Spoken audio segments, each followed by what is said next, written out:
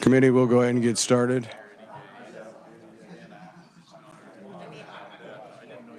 Am I on? Okay. Okay, committee, we'll go ahead and get going. Takes two microphones here, I guess. So anyway, I want to welcome everyone to the Healthcare Stabilization Fund Oversight Committee meeting, our annual meeting. And let's go ahead and start off with introductions. Senator Blasey, you want to begin? Senator Blasey will do introductions. We'll let you start. Thank you. Sure. Sorry. Yes. Senator Blasey, represent West Wichita, West Sedgwick County. Good. Thank you. Jerry? Thank you, Mr. Chairman. Jerry Slaughter. I'm here. I'm semi-retired. And I think I'm here in that capacity. Today you're not retired. Good. Good. Henry? Representative Helgerson from Wichita, and you've been here longer than I have. Barely. Yeah. Dennis George from Ottawa, Kansas, in healthcare for 40 years, my anniversary this year. Dr. Craig Kincannon from Beloit, Kansas, and chairman of the Healthcare Stabilization Fund Board. Thank you. Marvin Klebb, semi-retired, former legislator. Will Carpenter, State House. Daryl Conrady, Newton, Kansas, insurance. James Ryder, KU St. Francis. Doug Gleason, Topeka, Kansas, OB/GYN here in town. Thank you. And we have Senator Holscher. Good morning, Senator Cindy Holscher, Senate District 8, Overland Park. Good. Thank you and welcome. Let's take a moment. Melissa, you want to start off? Let's go ahead and introduce our staff here today who do such a good job of making us all look good. Melissa Rennick, the Assistant Director for Research with Legislative Research. Randy Walters, Committee Assistant. Kate Smeltzer, KLRD.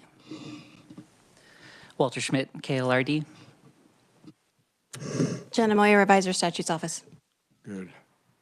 Thank you very much for being here and having us get started.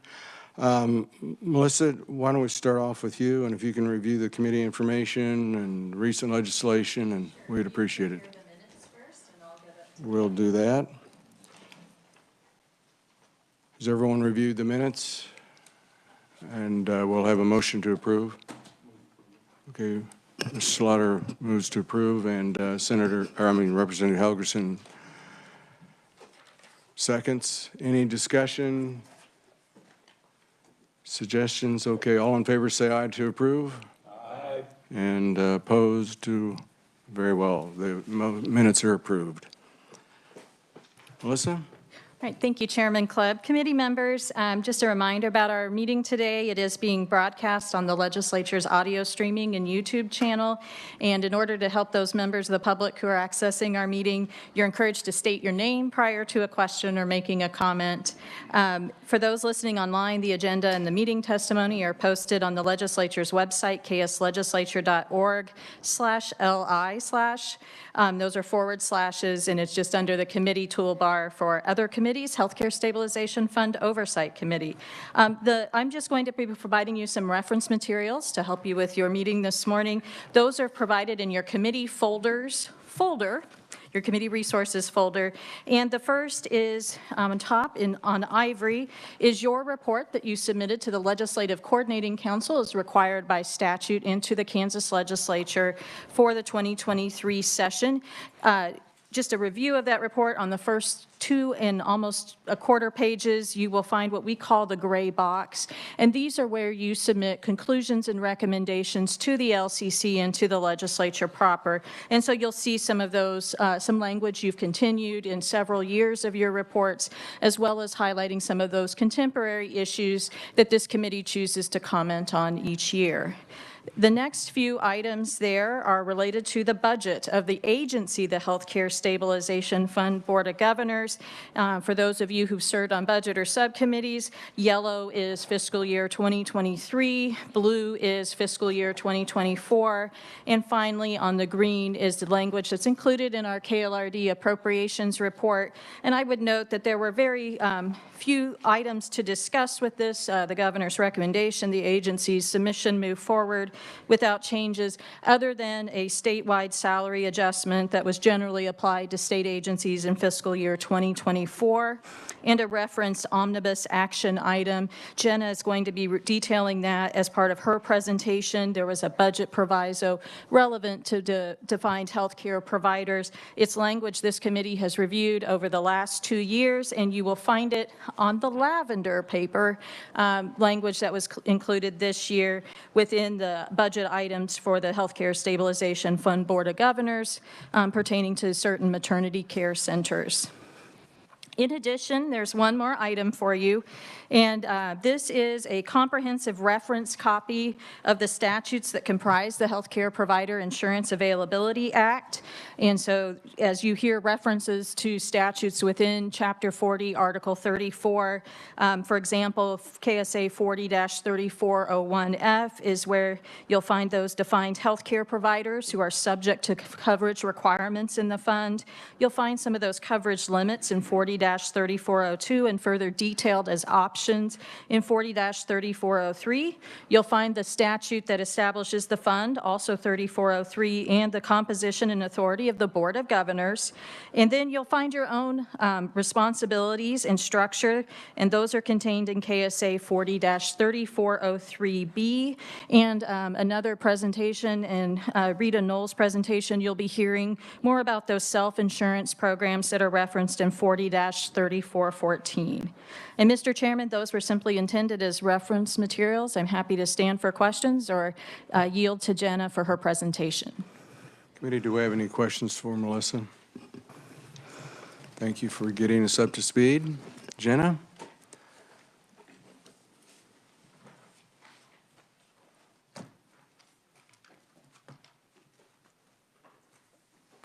Good morning, committee. Thank you, Mr. Chair.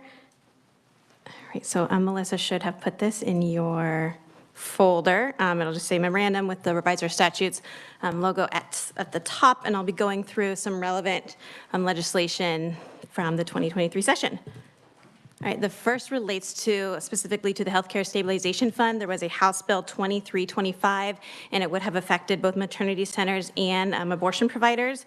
And that bill would have amended the definition of healthcare provider in KSA 40-3401 to include a maternity center and not to include any facility where elective abortions, as defined in KSA 65-4A01, are performed. This change would have allowed maternity centers to access the Kansas Availability Plan, and it would have prohibited facilities where those elective abortions are performed, the facilities, not necessarily the providers, from accessing that availability plan. The bill also amended KSA 40-3403A to include that any such facility described in 40-3401, so either one that has lost its ability to be in the Kansas Availability Plan because of other reasons, or one of those elective abortion providers would be required to still maintain that professional liability insurance coverage equal to the amount provided by the fund and submit that proof to the Board of Governors. As introduced, this bill, House Bill 2325, only contained that maternity center provision and passed the House on a vote of 121-0. The Senate Public Health and Welfare Committee amended the bill by adding the contents of SB 219, which contained that elective abortion provider provision, and it passed in the Senate 33-6. And the House concurred with amendments by the Senate, but the bill was vetoed by the governor. The motion to override the veto prevailed in the House, but the motion to override failed in the Senate. And however, so that bill did not pass. However, in the Senate Omnibus Bill, SB 25, Section 17, which you have a copy of, a proviso was added that would deem a maternity center a healthcare provider for the purposes of the Healthcare Provider Insurance Availability Act if that provider is accredited by a recognized national organization and falls within the definition in KSA 65503. The only difference between this proviso and the one for 2023 is that last year there was an or between those two, being recognized or falling within the definition of a maternity center, and now there's an and. So a maternity home must now be accredited by that recognized national organization and fall within the definition under the KDHE. And that proviso is in effect for fiscal year 2024. The second topic would be changes to the Women's Right to Know Act, specifically abortion, that came through House Bill 2264. It began as a bill requiring patient visitation in hospitals, but those contents were placed in conference committee with the provisions of SB 297 and House Bill 2439. Senate Bill 297 revised the definition of abortion to make it more standardized throughout the statutes and clarified that removal of an ectopic pregnancy and prescribing or use of contraceptives are not in the definition of abortion. House Bill 2439 required certain notifications to women having medication abortions, specifically those using mifepristone, including a physician notification of patients in writing at least 24 hours prior to a medication abortion, among other things, including that it may be possible to reverse the intended effects of a medication abortion. The conference committee report for House Bill 2264 was adopted by both chambers, but was vetoed by the governor, and the motion to override the governor prevailed in both houses, or in both chambers, and it went into law on July 1st. And those provisions you can find in law now at KSA 65, 6751 through 65, 6759. They were added to the Women's Right to Know Act. However, the provisions of this bill and the initial Women's Right to Act were temporarily enjoined last month by Johnson County District Judge in a ruling on October 30th. In addition to enjoining the provisions of House Bill 2264, the court also enjoined mandatory disclosure requirements and the waiting period in 65, 6709, portions of 65, 6710 requiring physician certification that patients have been advised of those disclosures prior to an abortion, and provisions of 65, 2837 that specify noncompliance with the Women's Right to Know Act would constitute unprofessional conduct. These provisions are temporarily enjoined until the trial, which is set to occur in June 2024, but Attorney General Kobach has filed a notice of appeal of this temporary injunction. And the next topic will be the out-of-states physician sports waiver, which occurred in Senate Bill 131, and it authorized a waiver for certain out-of-state physicians who to practice medicine on a limited basis during sporting events, and authorizes the Board of Healing Arts to adopt procedures to allow other licensed healthcare professionals to also practice in-state during those sporting events. It authorized pharmacy techs to administer certain vaccinations, and another whole host of legislation relevant to the Behavioral Sciences Regulatory Board, which is not necessarily relevant to this committee. The bill passed both chambers and was signed into law effective July 1st. And the last topic I'm going to cover is related to liability for emergency care by healthcare providers. House Bill 2014 amends in relevant part KSA 652891, and this is what we'd call the Good Samaritan statute for healthcare providers, and it would clarify that those healthcare providers who render emergency care or assistance during an emergency are not liable for negligent actions. The definition there of healthcare provider was amended. One change was relevant to EMTs, a designation that no longer exists, and the other one would require that a physician assistant must now be licensed to receive that liability protection. The old language just specified that the physician assistant would have had to successfully complete their schooling, training, and the national board exam. And this bill passed both houses and was signed into law effective July 1st. And I'll be happy to answer any questions that you have. Committee, do we have any questions? Jenny did a great job. Looks like we're good. Thank you very much. We are now going to move to the Healthcare Stabilization Fund presentation. And we have Russell Sutter to give us an update with the actuarial report.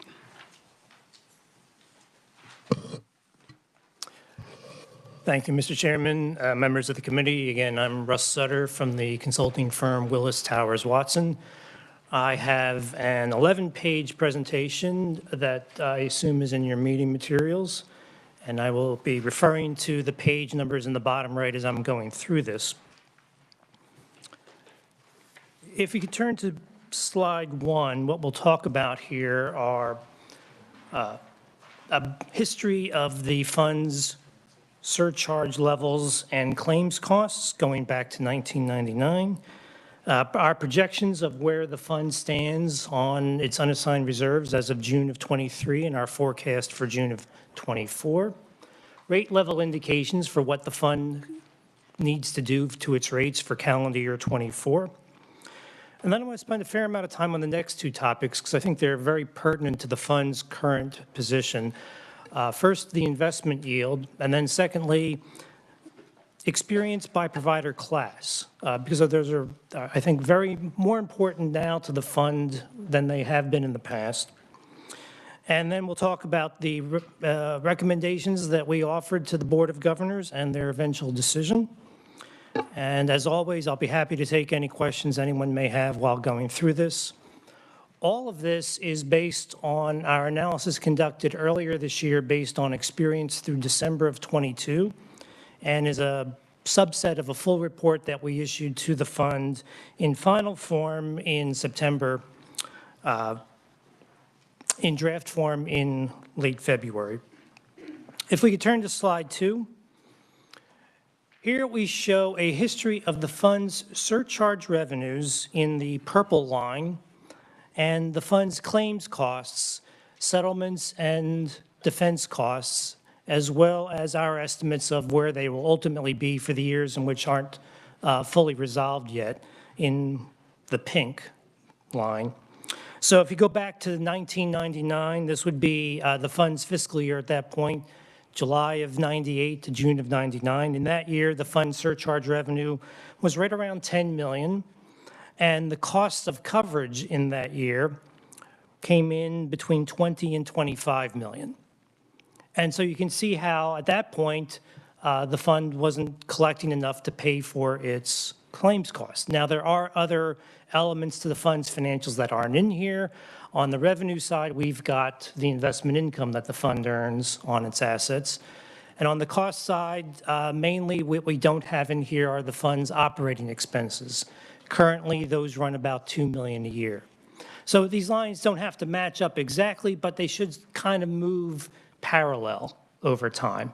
And I would say generally they have. You can see that after a sort of a shortfall in revenue in those early years, the fund has caught up and matched its claims costs in the about 10 to 15 years ago. And then I'll point out on the very right-hand side of the page, you'll notice a big drop in the revenue going from 21 to 22, and that is entirely due to the law change that took effect then, where the fund is providing less coverage now than it did 3 years ago. Back in 2021, the fund was picking up the layer from $200,000 per claim from most providers up to $1 million per claim, and $800,000 worth of coverage. Beginning with calendar year 22, that is now only $500,000 of coverage. The primary market picks up from 0 to 500,000, and the fund picks up from 500,000 to $1 million. So the fund is providing less coverage now, and we expect the fund to shrink over the next few years because it'll be collecting less revenue and paying out less claims, not right away, because it'll take a year for those to come into play. But we expect the fund to actually get smaller over the next few years as the inventory of claims under the old limits wears off, and we're now, in a few years, be fully under the new limits where the fund is only paying excess of 500,000 instead of excess of 200,000. So again, just to set context here of where the fund has been and where it is today, we're looking at about 20 million of revenue and claims costs that we think will be a little higher than that over the next few years. If we can move on to slide 3. From our perspective, calendar year 22 was a mixed year. We saw some bad news in that the core business settlements against active providers, that was doing a little worse than we would have liked.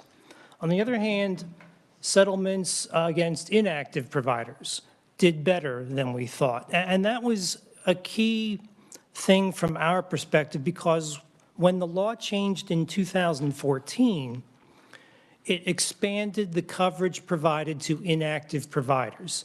Prior to 2014, a provider needed to have been in the fund for 5 years to get what we would call tail coverage at no additional premium.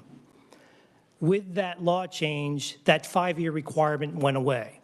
And someone who was providing coverage in the state for only a year automatically received coverage for their claims once they became inactive.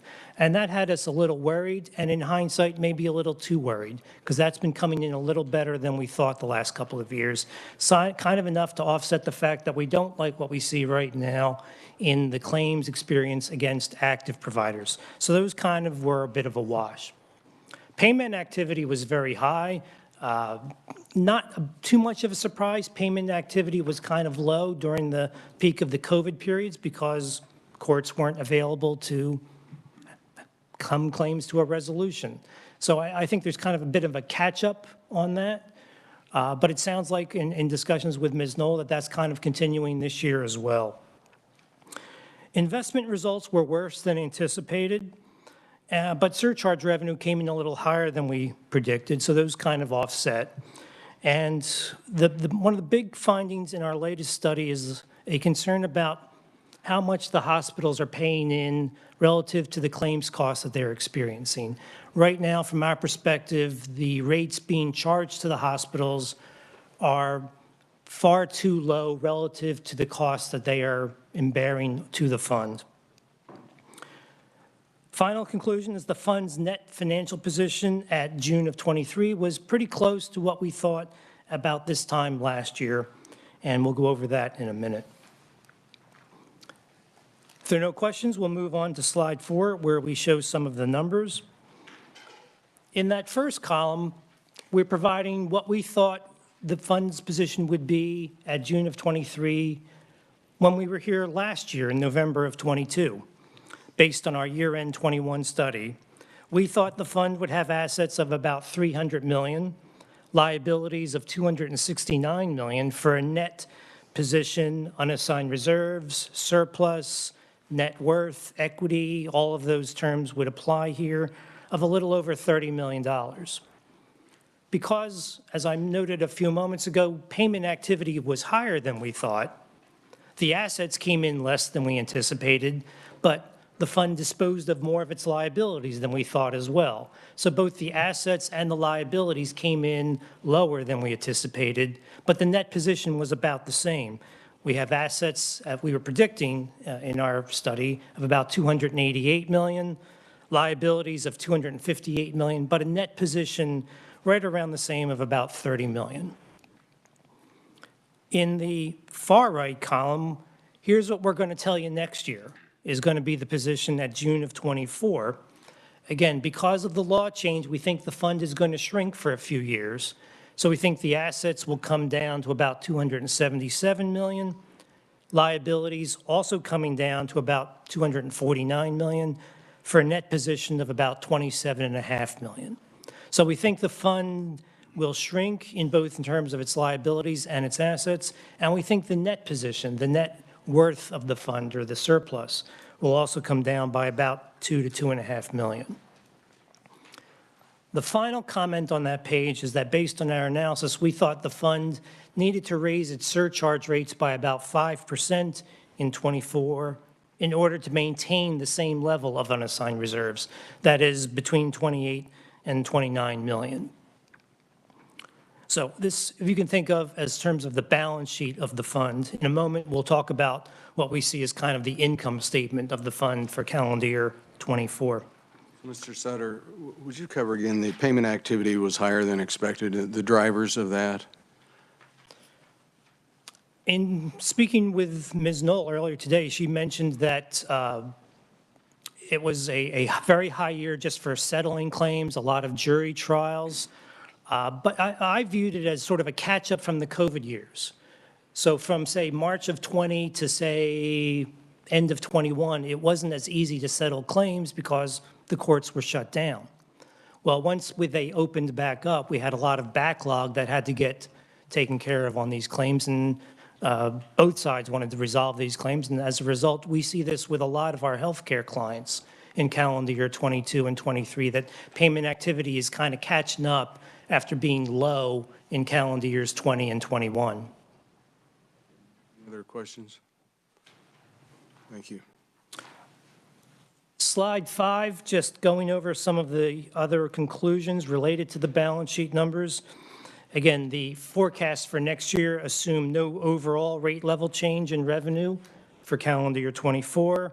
We think the surcharge revenue will be between 20 and 21 million. A 2.7% interest rate, we'll talk about why we came up with that number in a moment or so, both for the yield on the fund's assets over the next year, as well as discounting the tail liabilities for present value. The tail liabilities are claims that in most cases haven't even occurred yet and certainly haven't been reported yet, but the fund is on the hook for any provider who's in the system today to pay their claims when they become inactive, to the extent those claims are reported after they become inactive. So those are an obligation of the fund today, and those go out decades. And we discount those for the time value of money to today instead of doing them at a nominal basis. We're assuming continued full reimbursement on the KU and WGMI programs, and no new changes in Kansas tort law or fund law. When meeting with the Board of Governors throughout 2023, we suggested that they take a slight increase in rates for calendar year 24, but really with an emphasis on focusing on the hospitals, because that's where we thought the rate inadequacy was the largest. And we'll talk about the class system in a bit, but that's class 17. If we can move on to slide 6. Here we show basically the income statement for the fund as we're predicting it for calendar year 24. We're thinking payments of defense costs and settlements next year will be about 35 to 36 million. The liabilities, again, due to the change in the fund law, we think the liabilities will come down by about 8.6 million. Fund administrative expenses in next year will be about 2.1 million. We're anticipating no transfers to the availability plan, but what I assume to be a typical 200,000 200,000 transfer to Kansas Department of Health and Environment. Row 5, planned investment of 372,000. When the board decided on its rates after the law change, it decided to accelerate the rate reductions to take advantage of the change in the law. That led to an investment that the fund decided to make. That investment is basically worn off by now. There's still a little bit of it left, but when I meet with you next year, that'll be gone. But we wanted to reflect that in the rate level indications. So in other words, the board decided to take full credit for the change in the law in 22, and rather than taper it down over time. So basically, the fund's cost of staying in business next year, the sum of those first 5 rows, about $29 million. Now, the fund has 2 ways to finance that $29 million. First one, investment income. We're banking on investment income next year of about $7.5 million based on a 2.7% yield on the fund's assets. So whatever you don't get from investment income, you need to collect from the providers. If we need $29 million, we're only getting $7.5 million from investment income. That means we need to collect $21.5 million from the providers. At its current rates, they're not going to collect $21.5 million. We think they'll collect about $1 million less than that. So if we need $21.5, we're only going to collect $20.5 at current rates. That means there's a positive rate level indication of that difference of $1 million or 5.2%. Any questions on that? So let's move on to the investment income situation on slide 7. What we show here are the fund's average assets and investment income over the last 10 fiscal years. So in fiscal year 2014, the fund had average assets at that time of about $264 million. It earned investment income of $9.3 million, so the effective yield in column 4, column 3 divided by column 2, 3.5%. You can see how that was the highest level of yield that it's earned over the last 10 years. And in the last 2 years, that yield has been under 2.5%, just barely, but still under 2.5%.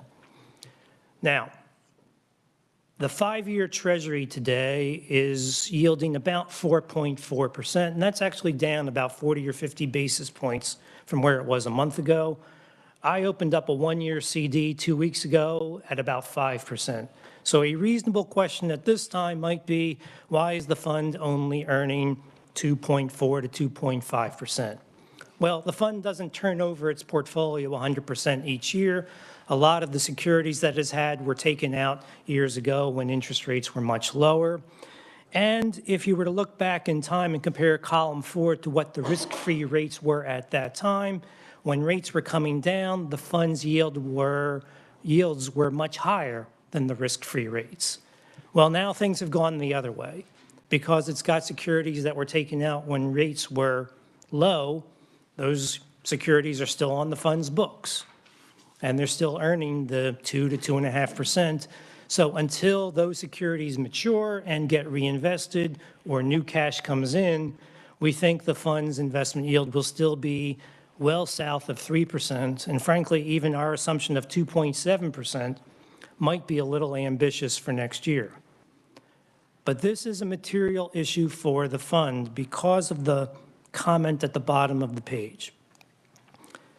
A 10 basis point increase in the assumed rate takes away 1.5% of the rate level indication. What that means is, if we go back to slide 6, and if we could earn 4.5%, right around the 5-year Treasury, instead of 2.7%, that plus 5% rate level indication that we got to earn, that we collect from the providers, instead of plus 5, goes to about minus 17 to minus 18. So whatever the fund can do to get its investment yield up would be a big relief to the providers. If interest rates, however, come back down, certainly they haven't been very stable over the last 10 years, but if interest rates come back down, then we're going to see this positive rate indication for a while.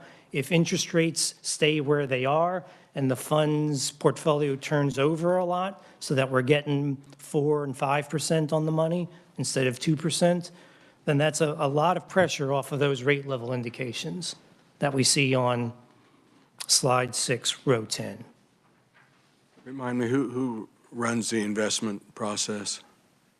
The money manager? Clark, I may need you to chime. The Pooled Money Investment Board. Mr. Chairman? Yes. I have a question on that issue right now. Dennis George. Yep. What is the average duration of the investments right now?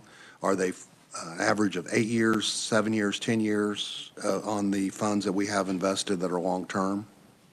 I'm not that familiar with the maturities of the portfolio, so I'll need to defer that to either the members of the board, or I'm sorry, the members of the staff of the fund.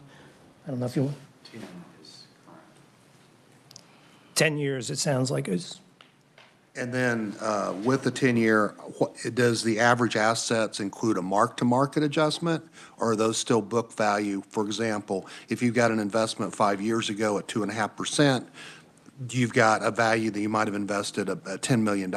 Based on what I see. Are we doing a mark-to-market adjustment? I don't think they're mark-to-market. I think they're either amortized cost or par. Okay. Thank you, Mr. Chairman. Certainly.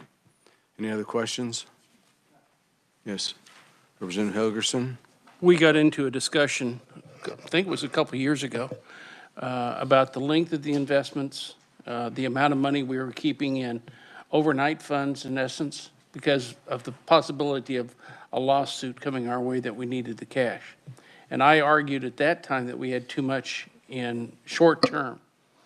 I was wrong in that having money in short-term would yield over 5% right now. Have you compared, or has the board compared our results with others? And how is pooled money investment doing compared to other states? I'm not in a position to answer I that regarding the portfolio, but I think it is a valid question worth exploring, given the importance of investment income to the fund's financials. The one comment I'll make at the end of this conversation is comparable funds, and I'll go over their financials in a little bit, is well underfunded, and therefore they can't live off the investment income like the Kansas fund can. But exploring how the fund's money is invested, because I don't think there's a real liquidity need here. The most the fund can pay out on an individual claim is fairly small compared to the size of the assets. So the need for short-term cash or extremely liquid investments, to me, is fairly low here. But we did have a good conversation about that. I believe it was 2 years ago. You know, should there be some equity component? Should there be some desire to seek more risk and therefore a more longer-term return that would be of the benefit of the fund? Because a lot of the fund's liabilities are long-term in nature. Well, and I think you pointed out well that we are in unprecedented times when we look at the fact that within 1 year, we had 5.5 points raised on the feds, and it's put everybody in mark-to-market adjustments and put our financial institutions, because as you well pointed out. Silicon Valley Bank. Exactly. Yeah. So again, we're in unprecedented times that we need to look at. We've been very good during our long-term position as you see in our financial reports now. It just, we can't overreact and go short-term when we need to be stable, but there's some ways to tweak. Any further questions, Ms. Slaughter? Thank you, Mr. Chairman.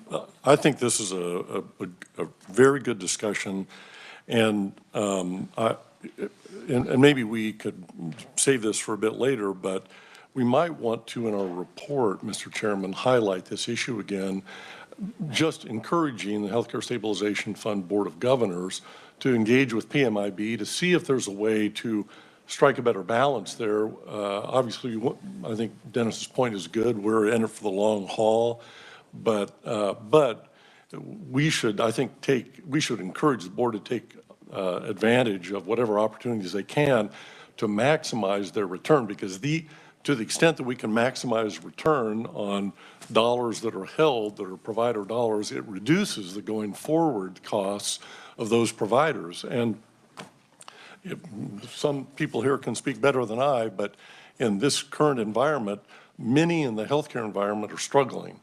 And many have negative operating margins, many of our hospitals, for example, and we've had a long discussion about whether the rates are adequate for Class 17, which are hospitals. And so it all, to the extent that we can, leverage or utilize the value of the dollars that we have in reserve, we should encourage the board to engage with PMIB to find ways to do that. And I think that'd be appropriate at the right time, Mr. Chairman, for us to include it in our report. We'll do that. We've done that in the past, and we definitely should be doing that again. Thank you. Thank you, Jerry. Before switching topics, just two final comments on this issue, because I think it is a very important issue for this forum. One is just a reminder, the fund is financed through two sources of revenue. You either get it from investment income or you get it from the providers. So, which one would you rather get it from? And secondly, this isn't meant to be a criticism of how the fund has managed its investments or the PMIB, because again, for several years, the fund was doing much better than the risk-free rates. It's just that when rates are going up quickly, as pointed out, it looks bad. It doesn't necessarily is bad in the long run, but it has a short-term unfavorable appearance at least. Certainly. So with that, we'll switch topics to the other important issue that I think merits a lot of discussion, and that is indications by provider class on slide 8. As you may know, all providers within the fund are slotted into one of 24 classes, And if you want to refresh your memory about what those classes are, the last slide of the presentation on slide 11 has a list of those classes, our general description of who goes into those classes, and the number of providers in calendar year 22, and the rate that those providers are paying in calendar year 23. As a reminder, those in classes 1 to 14 pay a fixed dollar rate, while those in classes 15 and above pay the fund a percentage based on whatever their underlying basic coverage premium is. So for example, class 2, one of the biggest classes within the fund, physicians, no surgery, some internal medicine. We have 4,619 providers in that group, and they paid the fund $851 for their coverage, excluding the Missouri surcharge that applies. Whereas, say, class 16, professional corporations and partnerships, we've got 1,100 of those, and they paid the fund in this calendar year 15% of whatever their basic coverage premium was, simply just to illustrate how the fund class system works. If we can now turn back to slide 8. So we look at the experience at each of these classes over the last several years and try to figure out, are some classes paying too much relative to what they're contributing to the fund's experience, or are some paying too little? Or are they all paying about what they should be relative to their experience? So we split this into 3 groups. On the left-hand side of the page, those have rate decreases being indicated, at least of 15%. In other words, they're paying more than their losses suggest they should be paying. In the middle group, kind of neutral situation. They're paying roughly around what they should be paying given their experience. On the right-hand side of the page, those classes are paying less than we think they should based on their experience. So another way to look at it is the group on the left is subsidizing the group on the right. And the biggest subsidization from our perspective is class 17, where our analysis suggests their rates need to go up by about 60% in order for their revenue to cover their costs. And we give a couple of statistics in the top of that page. Over the last 6 years, class 17 has paid 14% of the total surcharge, but they're generating 22% of the losses. And simply from an actuarial perspective, we prefer that everybody be in that middle group, that no class is being undercharged or no class is being overcharged. And so after presenting this to the board, and the board had lots of discussions about this, from our perspective, the board seemed to have a consensus that something needs to be done about class 17, but there is no one right answer here about, okay, how much, how soon? I think there was consensus that there does need to be an increase on class 17, but does that mean you take 25% right away? Does it mean that you take 5% right away and bite it off over several years? Again, there is no one right answer to that question, and that's where the Board of Governors had a lot of good discussions about what's the right way to sort of solve this problem about the right-hand side of the page to the benefit in the long run of the left-hand side of the page. And in the healthcare environment, what's driving the hospital's costs, the losses? We are seeing throughout the country a lot of unfavorable verdicts in jury trials against hospitals and health systems. And once a hospital or health system sees those verdicts, they're more likely to settle for a higher amount than they might have 5 or 6 years ago. Just 2 weeks ago, one of my clients in Arizona had a verdict go against them. These are seasoned professionals, large health system, They took it to trial because they thought the medicine was completely defensible. They had a reserve on the claim for $2 million. They refused a settlement offer during the trial of $7 million, and they got hit with a verdict for $31 million. And once you get hit with a verdict for $31 million, there's a ripple effect that, okay, all of the plaintiffs' lawyers now see that the bar has been risen, and the defendants also see that, okay, we can't take the risk of another $31 million verdict. We're seeing this throughout the country, with some exceptions perhaps in a few jurisdictions, but it is not a Kansas phenomenon. It is a national phenomenon, and from our perspective has been going on probably since around 2018 or so in terms of heightened cost of claims. Any other questions? Yes, Representative Helgerson. Where does a physicians group that is purchased by a hospital fit in? I'll need to defer that to the fund staff here, but I believe they would still fall into categories 1 to 14 based on the specialty of each physician, even if they are employed by a hospital. Even if the hospital owns it? Yes. Okay, thank you. Dr. Ryder. My opinion regarding the hospital situation, we're understaffed, we can't hire enough people, we can't get tests done in time, and patients end up suffering, so there are going to be more liabilities. That's all nonsensical.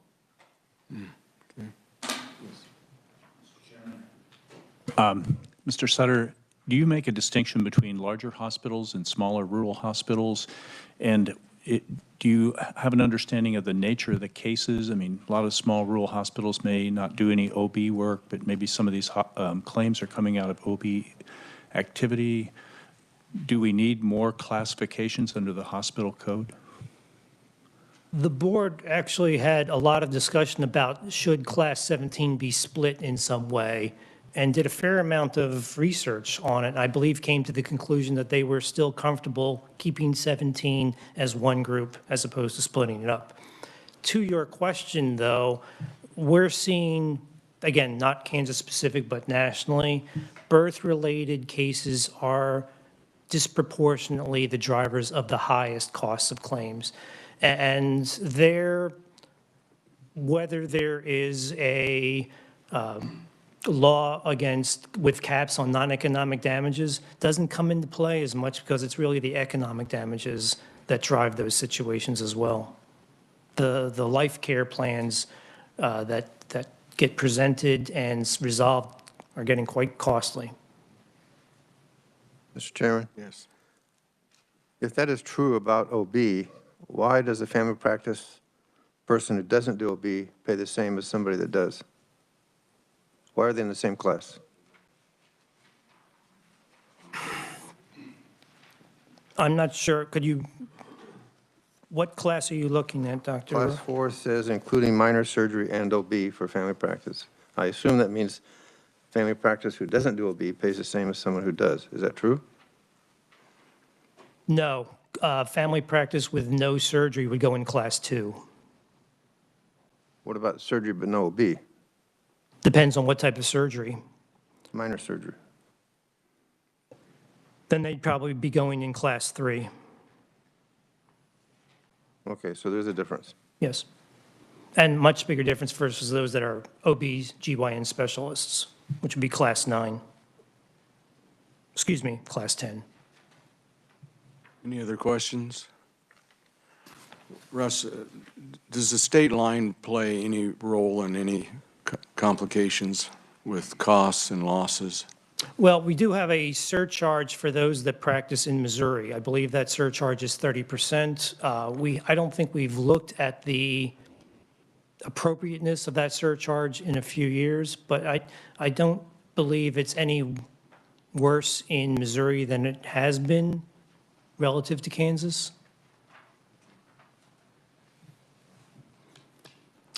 So again, this issue of what to do about Class 17, and frankly, how can we cram everybody into that middle group was a subject of significant discussion by the board throughout calendar year '23. If we can move on to slide 9, just a history over the last 10 years of what the board has decided to do with surcharge rates. So for example, in calendar year 2012, there was no overall change in rates, while in calendar year 13, there was a 5% overall rate reduction, some getting reductions as high as 10%, some getting no difference. Of course, the big change came in calendar year 22 due to the law change. Basically, everyone got a significant reduction. Of course, that reduction was because they were getting much less coverage from the fund as a result of the law change. And in calendar year 23, there were no changes in surcharge rates. Moving on to slide 10. To address largely the sort of rate inadequacy by class situation, and to some extent, the overall rate inadequacy of plus 5% that we talked about earlier, we offered the board several options for them to consider. Again, the board discussed this at length and eventually decided on several rate changes that you see in the bullet points. There were increases on several classes, with the largest increase being Class 17, the hospitals, going up by about 9.5%. To offset that, there were some decreases to several classes, with the largest decrease being nearly 7%, classes 16 and 24, and several classes had no change in their rates. We think this is an overall neutral situation in terms of the fund's overall bottom line. We'll collect around the same revenue with these rates as they would have been with 23's rates. It'll just be distributed differently by class. We've already gone over slide 11, so members of the committee and Mr. Chairman, I want to close with one comment. If I could ask you to turn back to slide 4, please, where we have the balance sheet. Because Kansas is not alone in having funds like the Healthcare Stabilization Fund. Indiana, Wisconsin, Pennsylvania, Louisiana, and New Mexico, and Nebraska have similar programs. And I want to share an observation that I had because I just reviewed the New Mexico's actuarial report. Not prepared by me or my firm, but again, a reputable firm, to show you where that fund is. Because it's somewhat similar, it picks up excess of $250,000 in New Mexico. Their liabilities at year-end 22 are fairly similar to the funds. Their liabilities were $267 million. Their assets were only half of that, $136 million. So they're in the hole by about $131 million. And in New Mexico, they have appropriated from the legislature general funds, taxpayer money of $32 million to help bail out the New Mexico Patient Compensation Fund.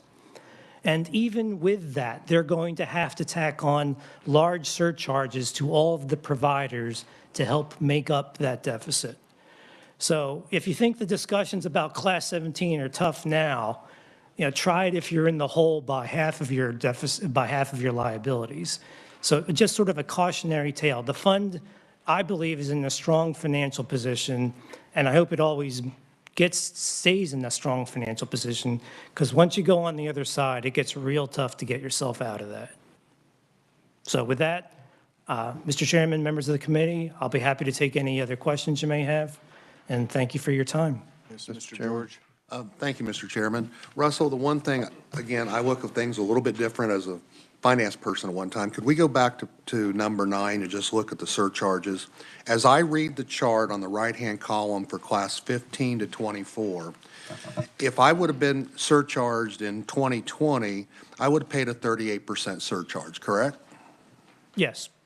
As of 2023, I would have paid between 15 and 17. Yes. So even if we raise rounded math, it's simpler, 10%, we're raising to maybe 20% at the maximum of the surcharge. Yes. So in actuality, we've actually done our jobs. Even though it's an increase to the individual facilities, we're still lower than we were 3 years ago.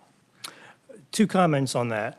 One is you're getting less coverage than you had. And secondly, it's applied to your basic coverage premium, and your basic coverage premium has gone up a lot because they're now paying 0 to 500 instead of 0 to 200.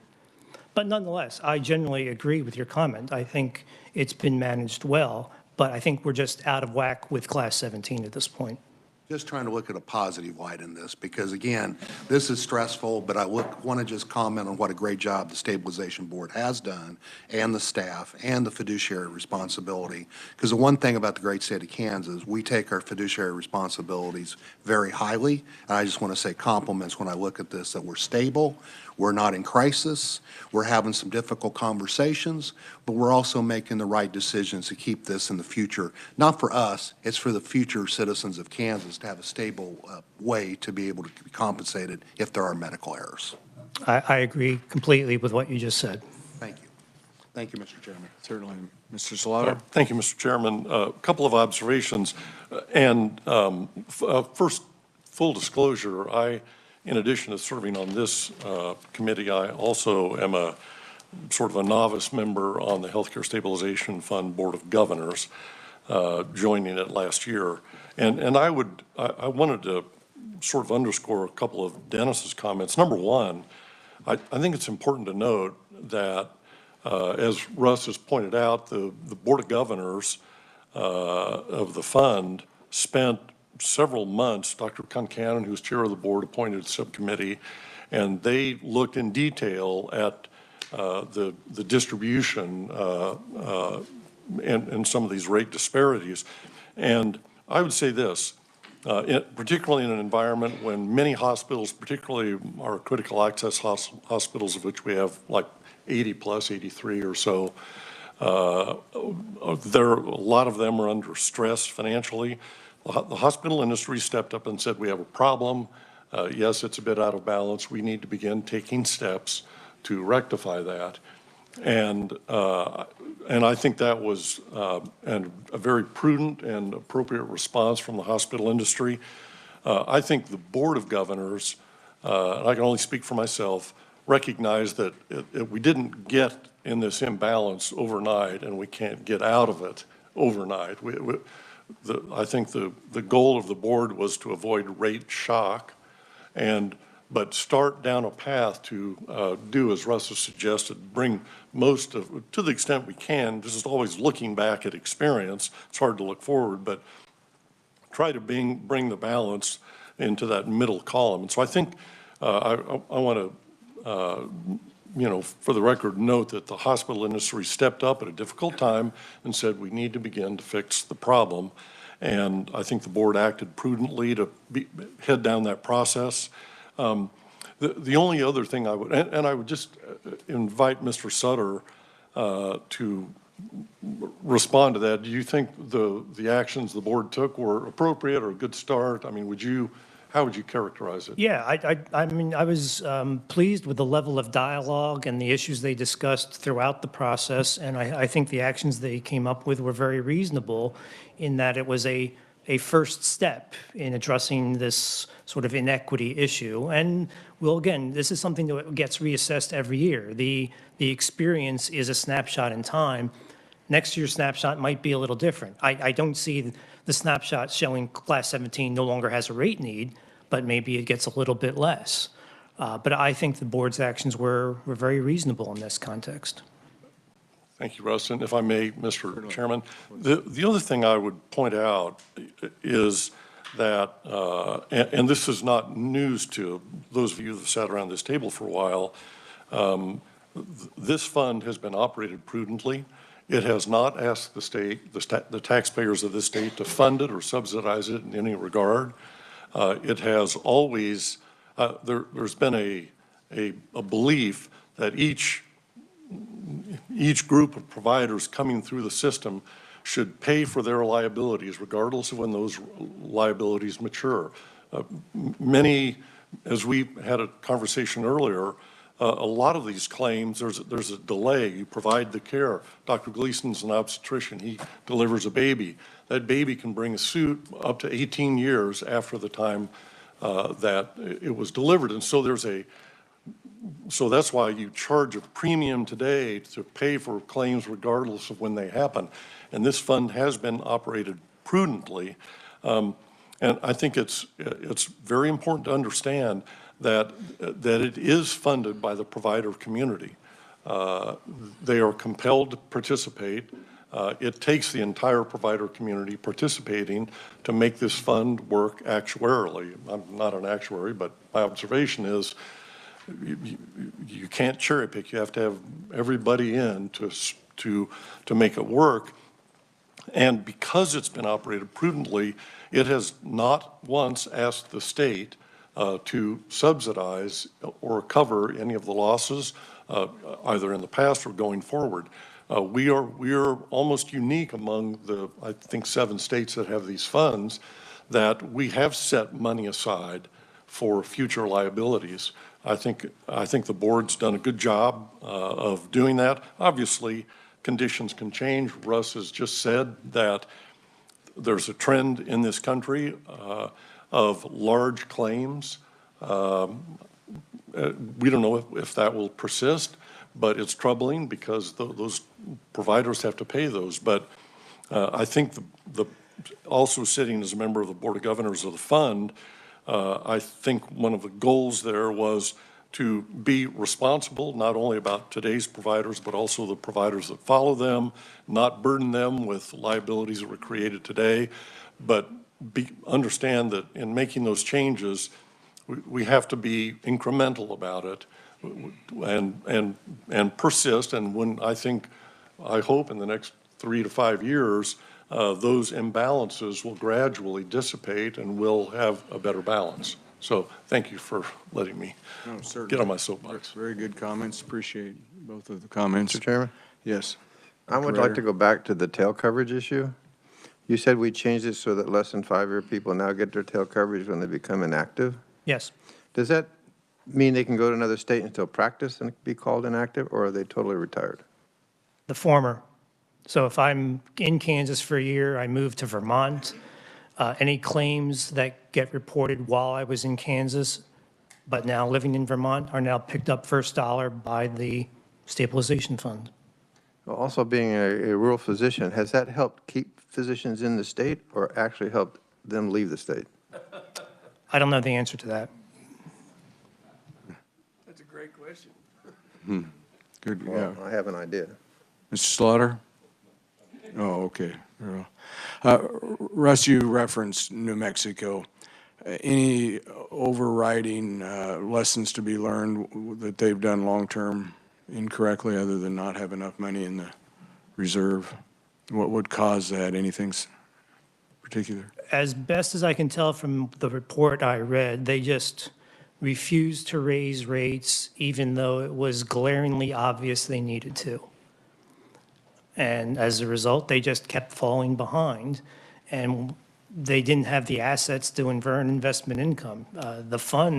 This fund has assets so that investment income can pay, even at a 2.7% yield, 25% of the cost of the fund. New Mexico's assets generate investment income to pay only 2% or thereabouts of the operating costs of their fund. Further questions? Yes, Dr. Gleason. Your surcharge rates on 10, that does not include the 5% that you're proposing, right? I'm sorry? Your surcharge rate changes you're talking about on page 10 does not include the additional 5%. Well, the 5% was the rate indication that the board, that we thought is needed to get the fund break even. The board considered that, but decided to go with an overall 0. So when we update our analysis in another 2 or 3 months, we'll expect there to be a rate indication probably between 5 and 8% because the 5% wasn't taken this year, and we think there'll be a little bit of upward cost pressure on that. So my guess is right now, when we present to you next year at this time, that rate indication will be higher by a couple points.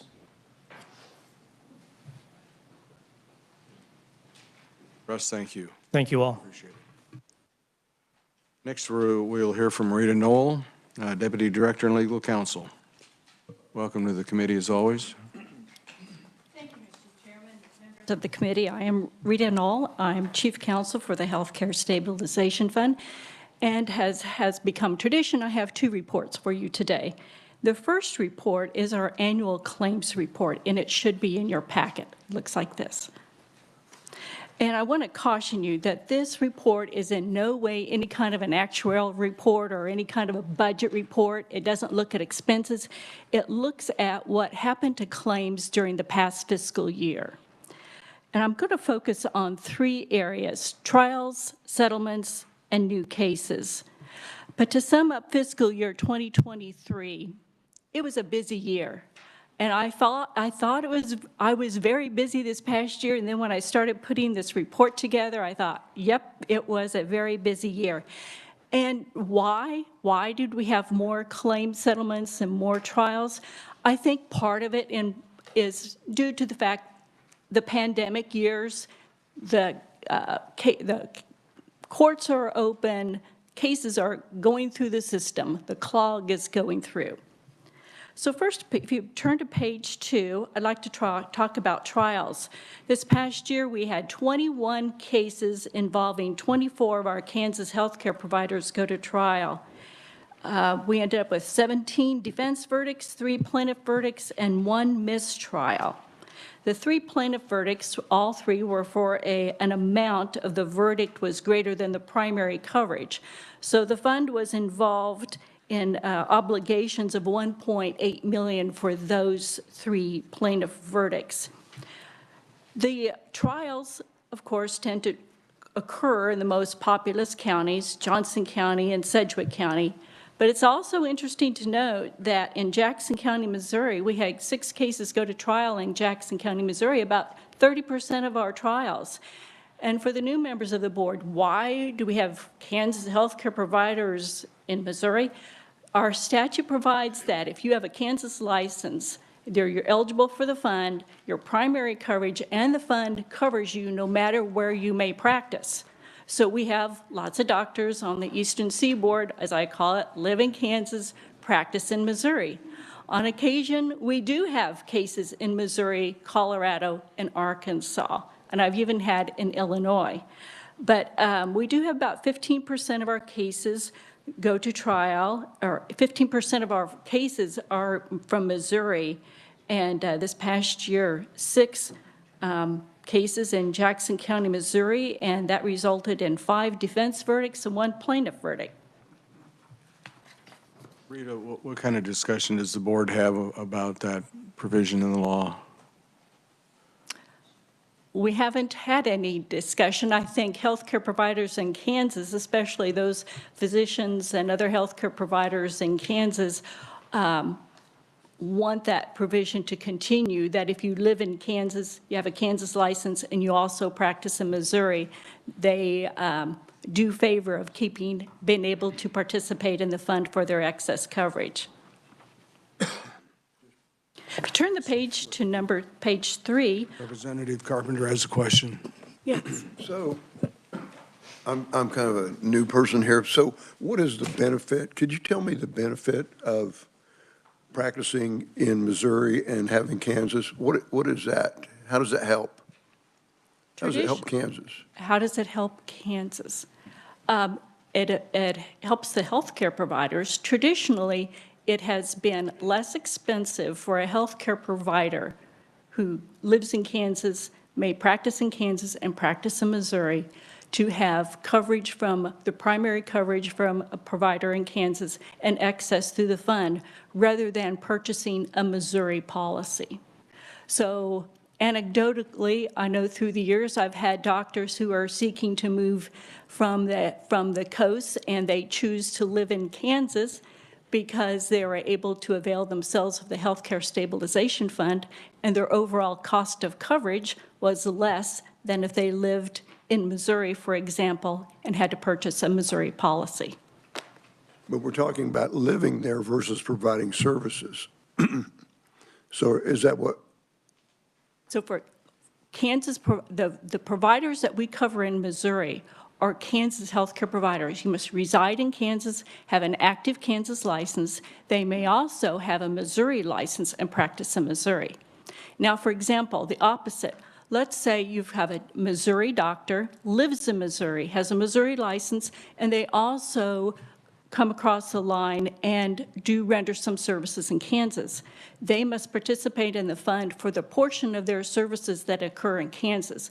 So for example, if I have a Missouri doctor who sued in Missouri for Missouri care, we do not cover that. But if we have a Missouri doctor who's participating in the fund for their portion of their practice that occurs in Kansas, if there is a Kansas lawsuit, the fund does provide coverage for that claim. Okay, very good. Thank you for that. Mr. Slaughter? Mr. Chairman, if I may, it's a good question, Representative Carpenter. Just a little bit of background. The greater, I think the policy that's in place, the law that says the coverage follows the Kansas licensed and resident physician wherever they provide care, makes sense, particularly in our border counties, not only Kansas City, but also southeast Kansas, where a Kansas physician may also practice in Joplin, Missouri, because they're just adjacent to each other. But particularly in Kansas City, you have two Kansas counties, Wyandotte and Johnson, and then you have about 3 or 4 Missouri counties that make up the metropolitan area. There are 6,000 physicians in those 2 counties, and the practice of medicine in those counties now, the state line may exist at State Line Avenue, but healthcare, the business of healthcare goes on as if a state line wasn't there, and it would be almost impractical to try to segregate or stop the coverage of a Kansas physician, because many of them practice in hospitals that have, like Children's Mercy, they have a Missouri hospital and a Kansas hospital, not only just a few miles apart. And so it makes sense to make sure that Kansas physicians that are resident here are covered when they practice, because many of them have Missouri patients, and they will perhaps file suit in Missouri because that's where they reside. So it's a complicated problem, but it also happens, as I mentioned, on our eastern border. It happens on our northern tier of counties, some of those frontier counties where you have surgeons that will work on both sides of the state line. So it sounds like we're trying to subsidize them practicing elsewhere, but that's not really the case. It's really because in healthcare, those state lines don't keep patients from getting care across state lines. So that's why it developed that way. Yes, Dr. Ryder. This Kansas physician doesn't have to practice in this state at all and get covered by practicing in Missouri? I'm sorry. This Kansas physician is covered by the fund, doesn't have to practice in this state? They can practice in Missouri and it could be covered by our fund? Mr. Chairman, I think I could answer that question if okay, Jerry.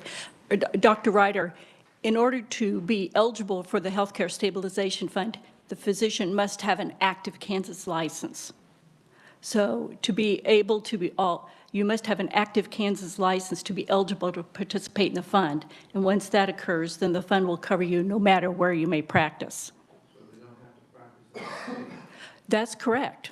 You wouldn't have to practice in the state. There's no sense to me, regardless of the line between Kansas and Missouri, it makes no sense to me. Yes, Mr. Conrad. I might just add, though, those physicians pay a surcharge in their premium. So if they have active practice activities in Missouri, there is an additional cost. Mr. Chairman, that is correct. Physicians who live in Kansas that practice in Missouri, their surcharge is an additional 30%, an increase from what you would pay in Kansas. And is that surcharge sufficient enough? Has that been looked at? It has been looked at. I don't know if it's been looked at in the last few years. Russ, you could probably handle that. We looked at that periodically, but the last time was probably at least 5 years ago. But at that time, 30% was reasonable relative to the difference in cost between the two speeds. Thank you. Mr. Chairman? Yes, Dr. Ryder? Seem to be inadequate. It should be a yearly thing. 5 years is ridiculous.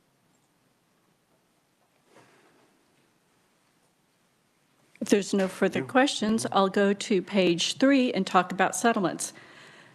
This past year, the fund was involved in the settlement of 95 claims and 85 cases, and 20 more than the previous fiscal year.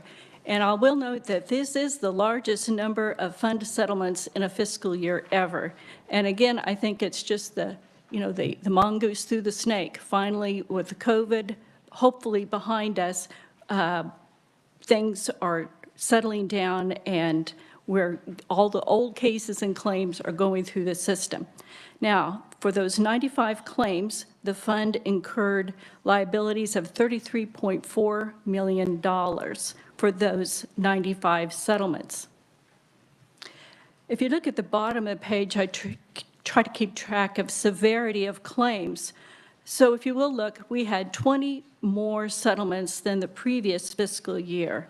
However, we had 3 less claims that were in the top category of damages, settlement amounts. That's good news that we had fewer, the large settlements, but unfortunately, I do not think that severity of claims is decreasing, rather just due to the nature of having more claims this fiscal year. The number of claims tended to be the smaller cases. If you turn to page 4, of these 95 claims in which the fund was involved, we received tenders of the primary coverage limits in 76 cases. We had 9 settlements in which the fund provided tail coverage for inactive providers, and we had 6 claims in which the primary carrier's aggregate limits were reached, so the fund dropped down to provide first dollar coverage for that health care provider. The primary coverage, and I will say, Russ mentioned that the fund's coverage, the primary coverage is now $500,000 and the fund's coverage has been $500,000. Well, for purposes of both of my reports, all of these claims were involved when the primary coverage was $200,000 and the fund coverage $800,000. So when you hear me reference $200,000, all of these claims were still back under those limits. So all primary carriers have primary coverage limits of $200,000 per claim, subject to an annual aggregate of $600,000. On occasion, we'll have a healthcare provider, it's usually a hospital, that their aggregate coverage of $600,000 has been exhausted. When that happens, the fund drops down to provide the coverage, first dollar coverage, and to pick up the attorney's fees and expenses. The fund coverage amount doesn't increase, but we administer the claim when the aggregate occurs. And this year we had 6 of those cases in which the fund dropped down when the aggregate limit had been reached. I think to get the entire, for the fund incurred $33.4 million in these 95 settlements, but to get the whole picture, you have to look at both what the primary carriers paid and the excess carriers paid. So you see the primary carriers, and these 95 claims were paid $15.2 million. Excess carriers contributed another $9.1 million. So the total amount incurred in settlements for these 95 cases was $57.7 million. I did mention excess carriers. We had 9 claims in which an excess insurance carrier paid an amount above the fund's $800,000 coverage. We did have something happen this year for the first time in the history of the fund, is that just like a primary carriers have aggregate coverage, so does a healthcare stabilization fund for $800,000 per claim, subject to a $2.4 million annual aggregate. And this year, we had a healthcare provider, it was a hospital, whose aggregate coverage the claims involved with the fund, we reached our aggregate limits of $2.4 million. When that happened, the hospital's excess carrier above the fund then dropped down to pick up the claims from the fund. And so we had 7 claims this year that were settled by excess insurance carriers in which there was no participation by a primary carrier or the Healthcare Stabilization Fund. At the bottom of the page, you'll see this is just the numbers of claims reported to the fund that were settled within the primary carrier's limits. And again, their number was up too. There was additional 114 claims that were settled by primary insurance carriers for a little over $11.3 million.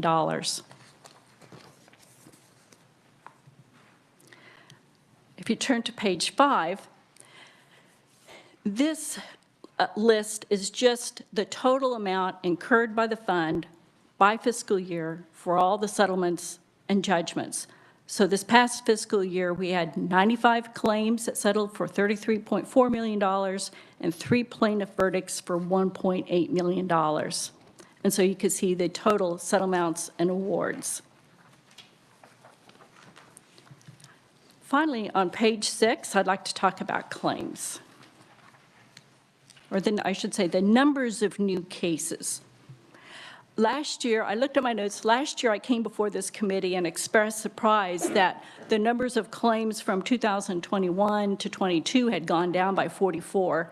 And I predicted for this year that we'd probably see about 325 new cases. I'm off a bit, it's 307. But a little bit of, I think, history needs to put these numbers in perspective. Well, first of all, 2020 and 2021 were the COVID years. But in 2015, the legislature added 5 new categories of healthcare providers to the Healthcare Stabilization Fund: the certified nurse midwives, physician's assistants, the nursing homes, residential healthcare, and assisted living. So, of course, following that, you would see a gradual increase in the numbers of claims because we had 5 new categories of healthcare providers. For example, this past year, for fiscal year 2023, we had 71 new cases against adult care homes. So of that 307 new cases, 71 were against adult care facilities.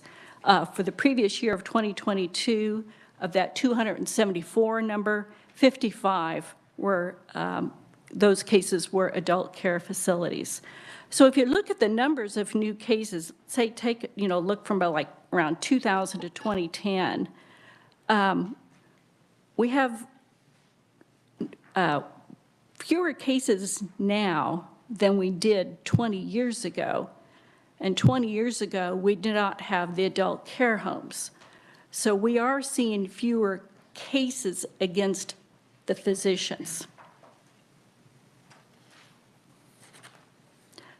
So that's class 23. Physicians would be classes, a whole bunch of classes. The adult care. Whole bunch of yeah, many of the classes. Now, I didn't say severity went down, but the numbers of cases against physicians individually are down. And that concludes my first report, unless anybody has any questions. Do we have any further questions? Yes, Dr. Ryder. That surcharge for Missouri, does that apply to Oklahoma, Illinois, Nebraska, and Alaska? No, it does not. And the reason being, gosh, it's been probably close to 20 years ago when we noticed that the numbers of the cases over in Missouri tended to be more expensive to defend and tended to not have as good a results as those in Kansas. So the actuary was able to, given the numbers of cases that we have in Missouri, could do an actuarial study to determine what would be the appropriate surcharge.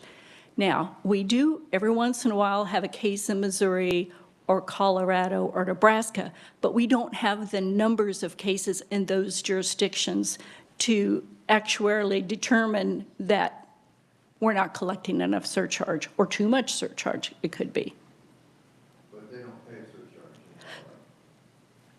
If we have a Kansas doctor who practices over in Colorado, they pay a Kansas surcharge if they've got an active Kansas license. Mr. George? Ms. Knoll, on the 7 cases that's never happened before, was there any category? Was it in orthopedics? Or can you disclose what kind of subset of a category? Because that sounded very unique in all the years beyond the board. Yes. Seeing this happen. It was a hospital that involved cardiac surgery in which there was machine malfunctions, which led to a large number of claims. Thank you very much. Please continue. Okay, I'll go to the second report. And this second report concerns the self-insurance programs relating to the University of Kansas.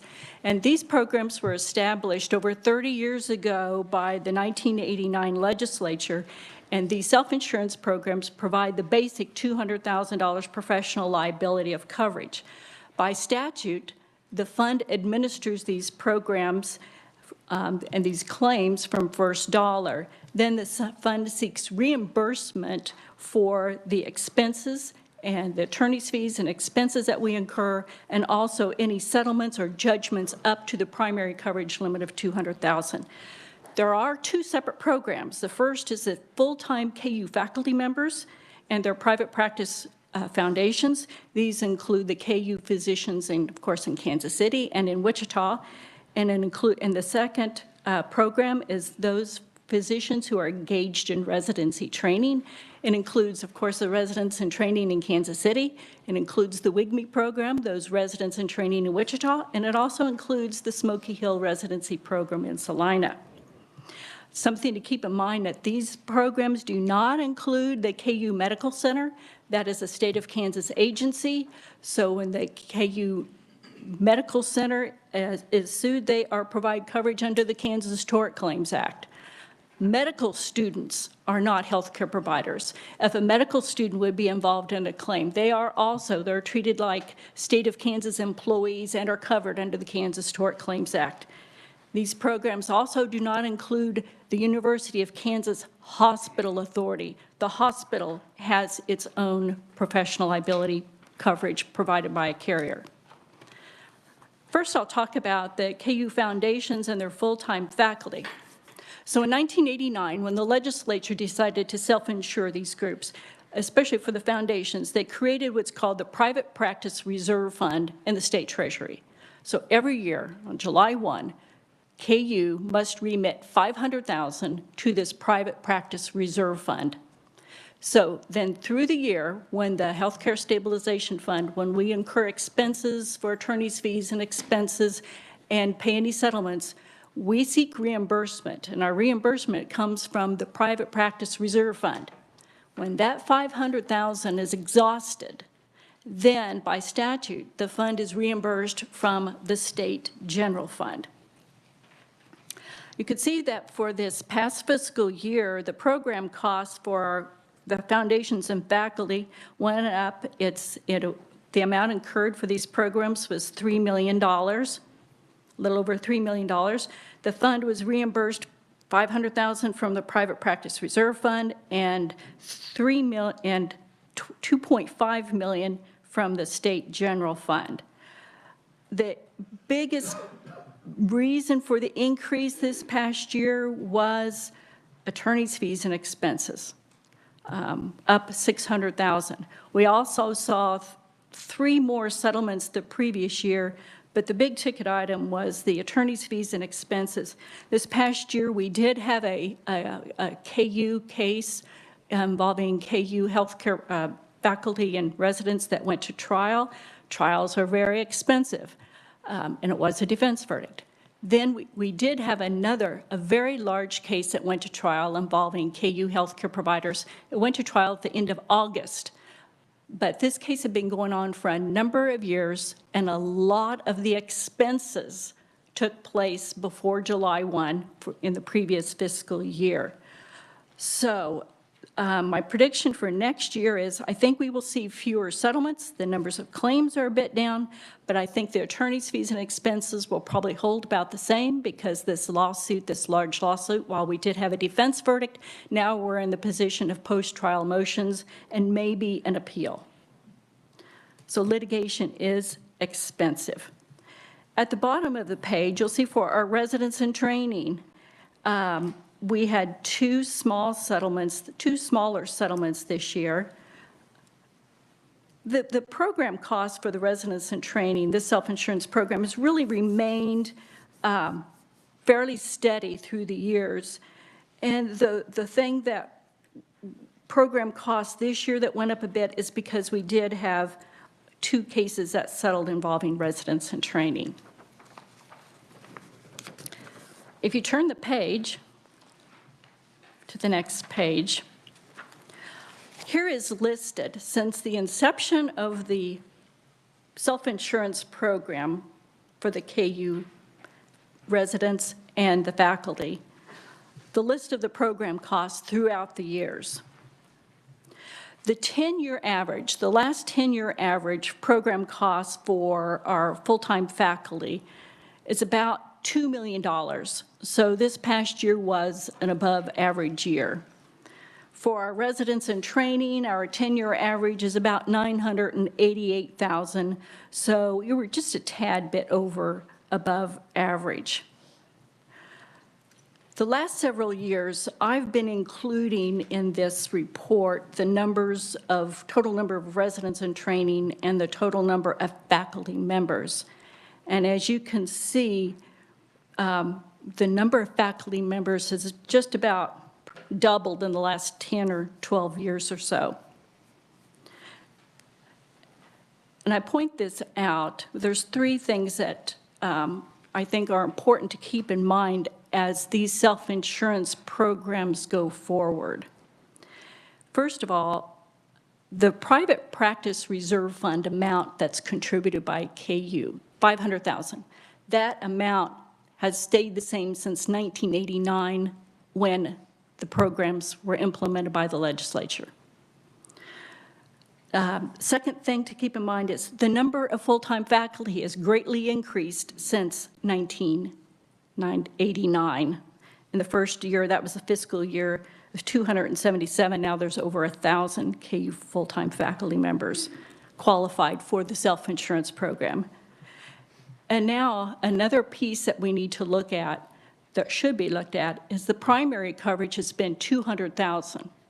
Now the primary coverage will be 500,000 for new claims. So the fund is reimbursed for the amounts for the primary coverage, and that level has gone up greatly. At the bottom of the page, I have listed, in addition, of course, to the primary coverage, all residents in training and faculty members participate in the Healthcare Stabilization Fund for their excess coverage. This year, while we had 2 settlements involving residents in training, neither of those claims involved an amount over their primary coverage. We did have 13 settlements involving full-time faculty members, but only 2 of those was over the primary amount of $200,000, and the total amount of those 2 settlements was $450,000. So you can see from the last few years the amount of coverage that these claims involving our KU healthcare providers has gone down quite a bit, especially the last couple of years.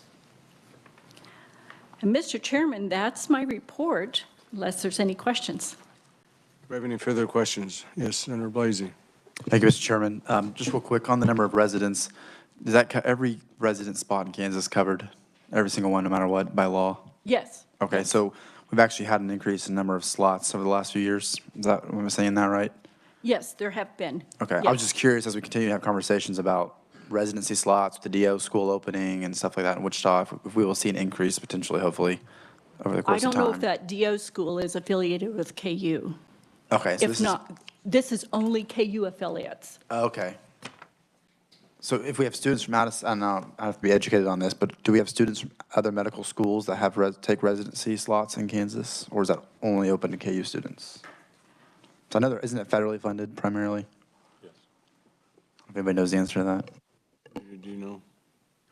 I'm not sure of the question. I do know, for example, usually if we have residents from other programs outside the state of Kansas that come into Kansas, we have to look at their coverage. If they meet the definition of healthcare provider, we have to work some things out. If they're not yet a healthcare provider in Kansas, the school where they came from provides their professional liability coverage. Okay, that might answer the question. Okay. Thank you.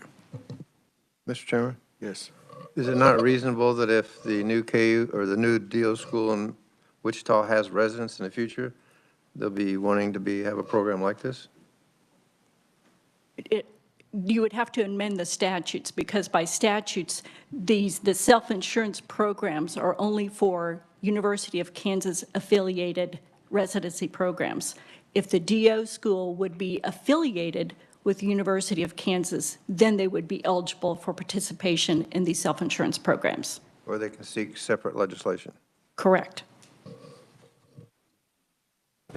Well, Rita, thank you very much. Oh, yeah, Jerry? Mr. Chairman, just, it was a good report, Rita, and she and her team do a wonderful job managing these claims. It's a complex operation. They've done a good job over many years.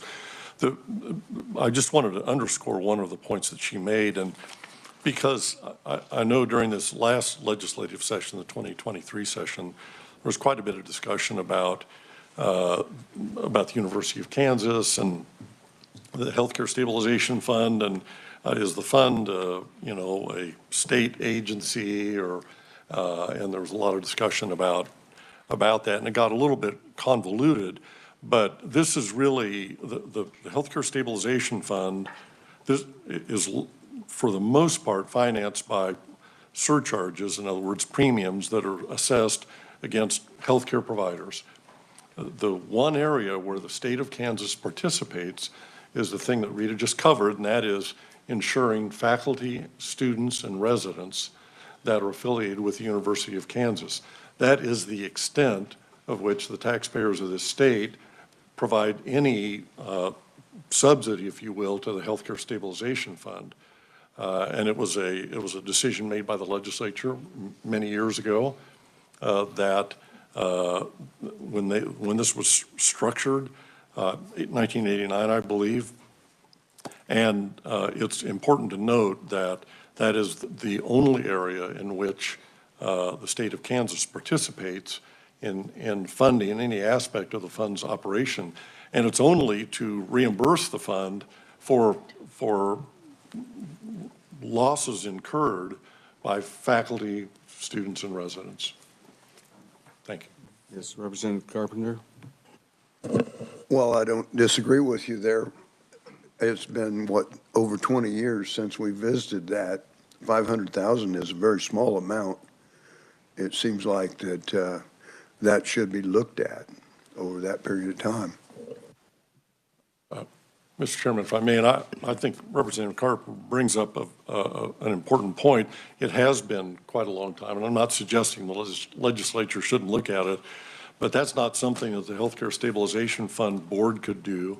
It would take the legislature amending that portion of the law that establishes that arrangement. So, and that's certainly within the purview of the legislature to do if they choose to do so. The one question to follow up on that, Chairperson, would be, as we look at the numbers, I'm very fascinated because being in Kansas a long time, I go back and when I hired 2 family physicians back in 1991, we had 288 on the KU faculty with 615 residents. Now we're at 1,014. As we look at that, there are revenues generated by the actual staff faculty, into which from 500,000 was a bigger percentage of the revenues earned by the faculty in the practice during that time to today, I would assume. So that 500 might be something to just have a conversation in the future. That's a very good point. When this program, these self-insurance programs were created back in 1989, I believe the intent of the legislature was that you had to have be a member, to be eligible for these faculty program, self-insurance, for the state of Kansas to pay the primary coverage for the faculty members, you had to be a member of the foundation, and you had to have a full-time faculty appointment.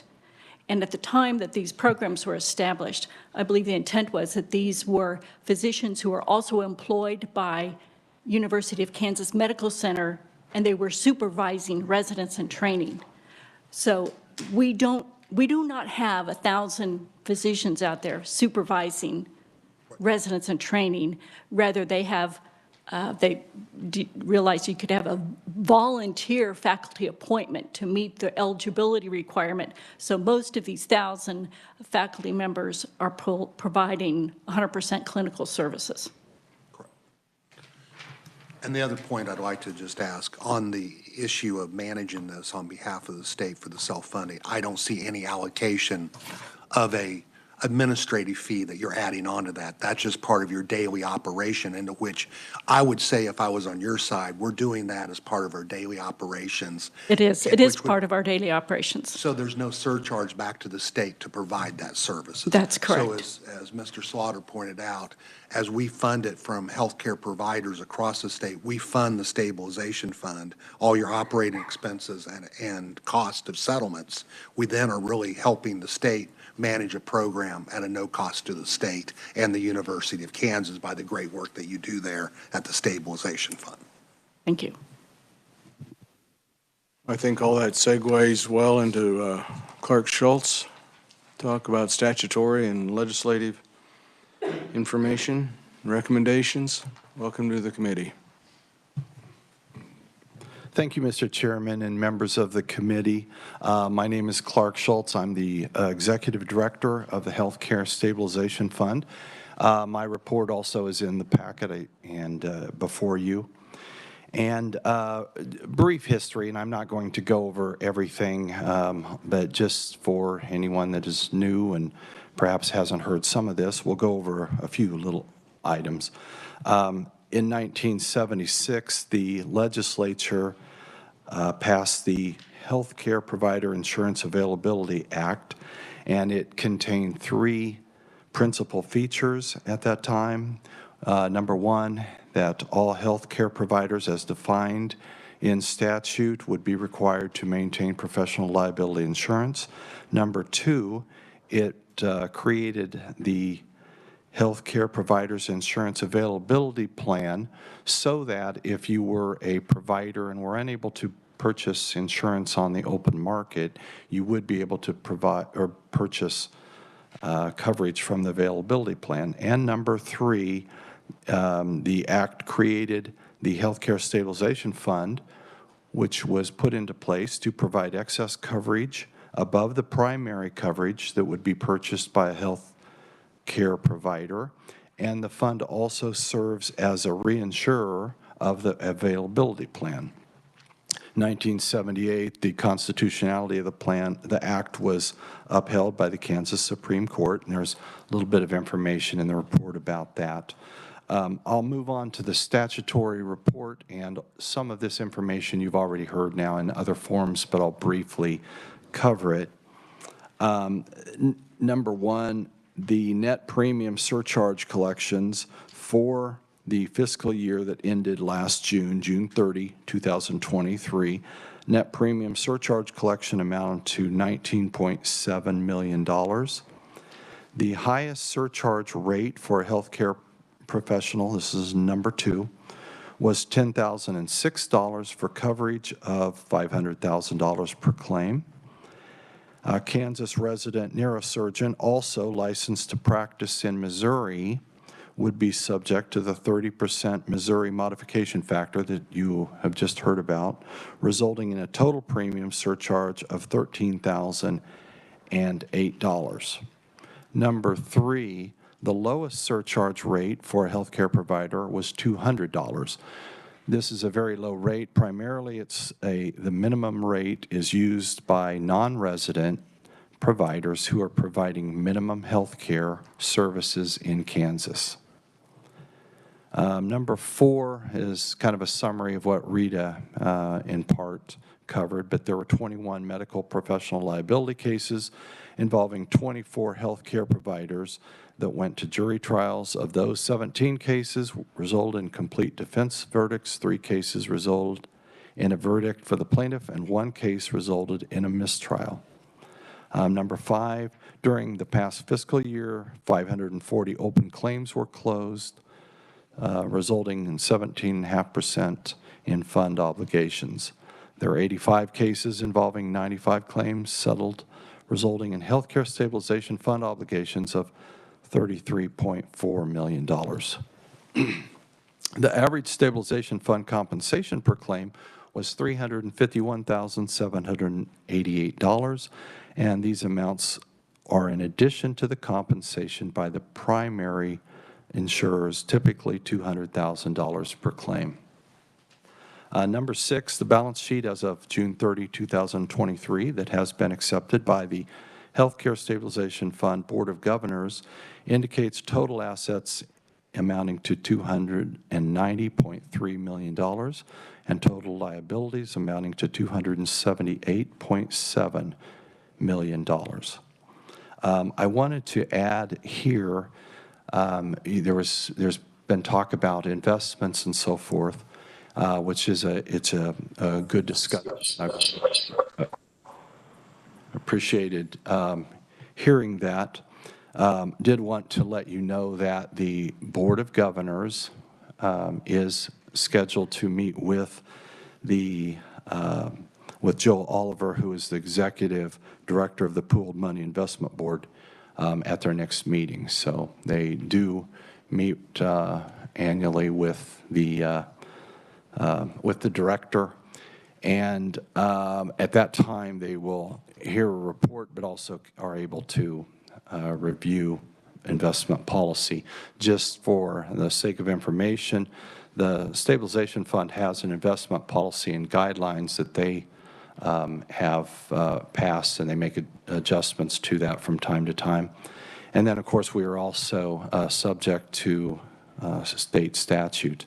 The statute, both for the Pooled Money Investment Board and then the Healthcare Stabilization Fund has reference 40-3406, which also has some investment policies. So any changes that the Board of Governors makes has to be in the context of the state statute.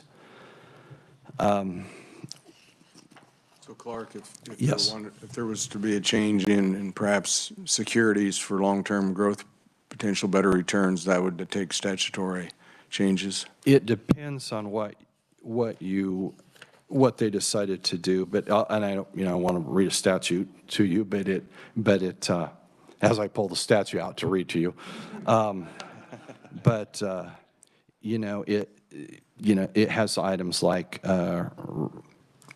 commercial paper that does not exceed 270 days to maturity and has received one of the 2 highest commercial paper credit ratings. Interest-bearing time deposits in any commercial bank located in Kansas, corporate bonds that are rated in one of the 2 highest credit rating categories. So it has those type of restrictions. So it would depend on what they wanted to do.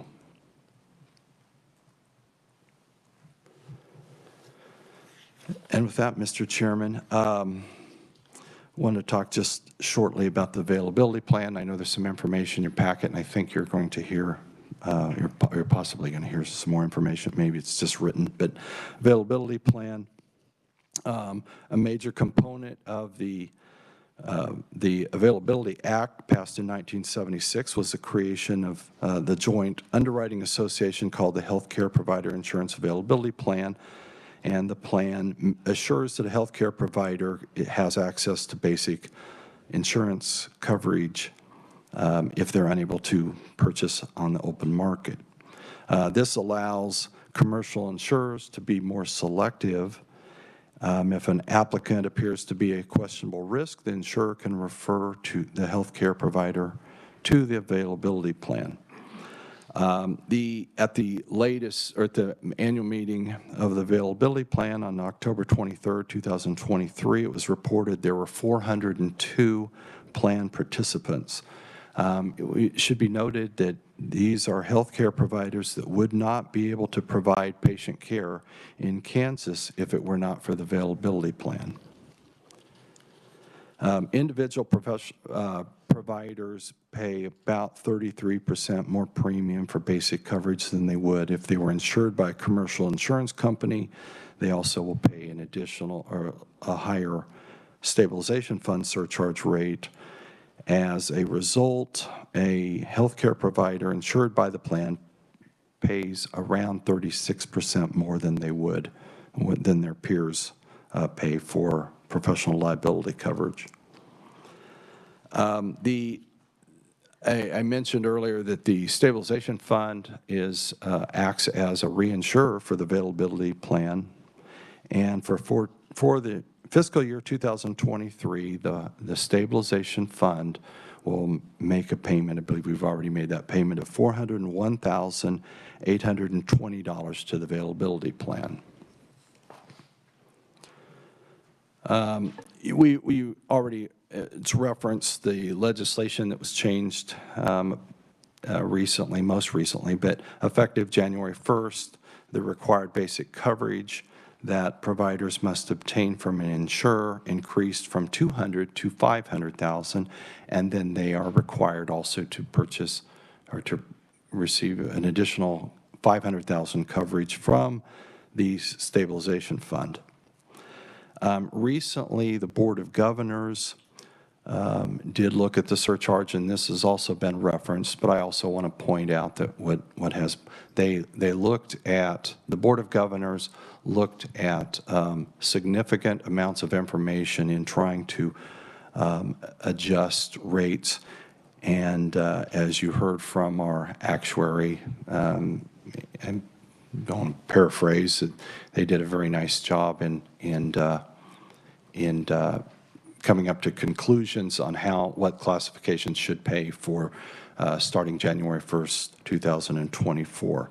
When they do make these determinations, of course, they're using an actuarial study, and that includes analysis of loss experience among the 24 classification groups. And I want to thank both the Board of Governors for their work and our actuary who provided significant amount of information this year. There is a historical overview about the fund and the Availability Act, and I won't talk too much about that, but again, it was 1976 when this was all put into place, when it was passed. I do have to mention here, which I'm always tempted to do this and I don't, but in 1976, I lived in Wichita, and I traveled with my father up here to this building, and he was arguing a case at the before the Supreme Court in what we now call the old Supreme Court building, or Supreme Court room.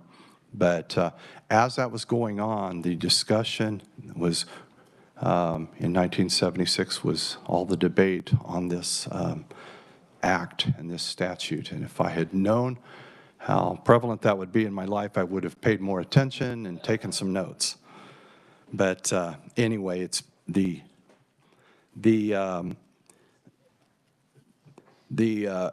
act requires that insurance policy provides claims-made coverage. The law stipulates minimum coverage limits for all claims made during the policy period.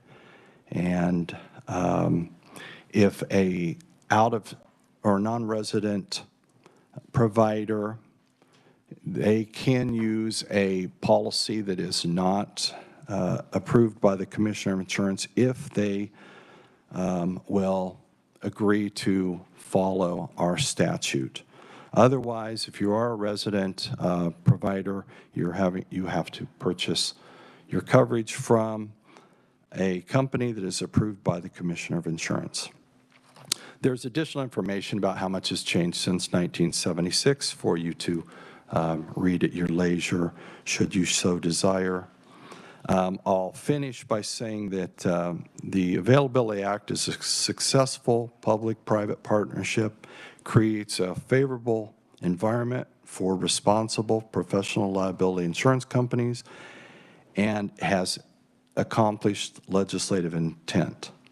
It's assured Kansans a reliable source of recovery when it's determined that compensation should be paid for an unintended medical outcome, and it has assured Kansas healthcare providers that they will always have access to adequate professional liability insurance coverage. Thank you, Mr. Chairman. I'll stand for questions at any time, and I want to also thank you all for serving on this committee. Clark, you have here as well conclusions or recommendations. Anyway, are there any recommendations at this juncture? From the fund? It's on the outline, yes.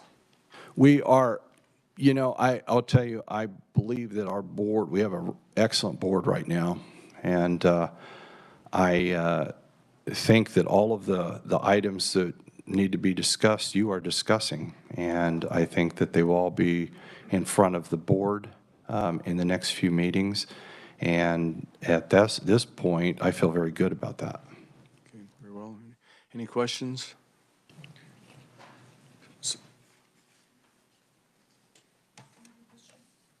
Senator Holscher has a question. Senator Holscher. Yes, thank you so much, Chairman. Excuse me. And I know we're going to hear from Kendra in a little bit, but I know we've had talk in the past about birthing centers and how we can ensure that we're taking care of that particular market. But I just want to ask, and if you want to wait until after Kendra speaks, that's fine. But my question is regarding the market and attracting carriers for both CNMs and birth centers. Is there some type of plan that's been developed to help us address that issue? I don't know that we have any formal plan on that. Obviously, that is something that the state of Kansas is concerned with, and the Board of Governors as well. Yeah, I think that I'd like to hear what Kendra has to say, and we have worked with Kendra, and would be available for any questions after that. Thank you. Clark, thank you very much. Looks like there's no further questions or comments. Thank you, Mr. Chairman. Thank you. Certainly. Committee, do you want to take a 10-minute break? Should we continue? We'll continue. Very well. We'll move on to the status of the malpractice insurance market and update on availability plans and this sort of thing. So right now we'll call on Kurt Scott, President Chief Officer of CAMCO. Welcome to the committee. Thank you, Mr. Chairman. Members of the committee, appreciate your time here today. I know it's thrilling stuff to hear actuarial reports and discussions about self-insurance programs. I will try. I don't know if I'll liven it up from that, but I will try to be brief and not go back over things that you've already heard 6 times today. My name is Kurt Scott. I'm the President and CEO of CAMCO. CAMCO is short for Kansas Medical Mutual Insurance Company, formed by the Medical Society in 1989 as a result of a medical malpractice crisis that was occurring in the 1980s. At that time, I actually was the chief examiner of the Kansas Insurance Department, having served in that capacity from 1983 to 1989, and then came to CAMCO, been there for now, come at the end of the year, it'll be 34 years. So I've seen a lot of change. This is not a new movie. It's the same movie we've seen several times.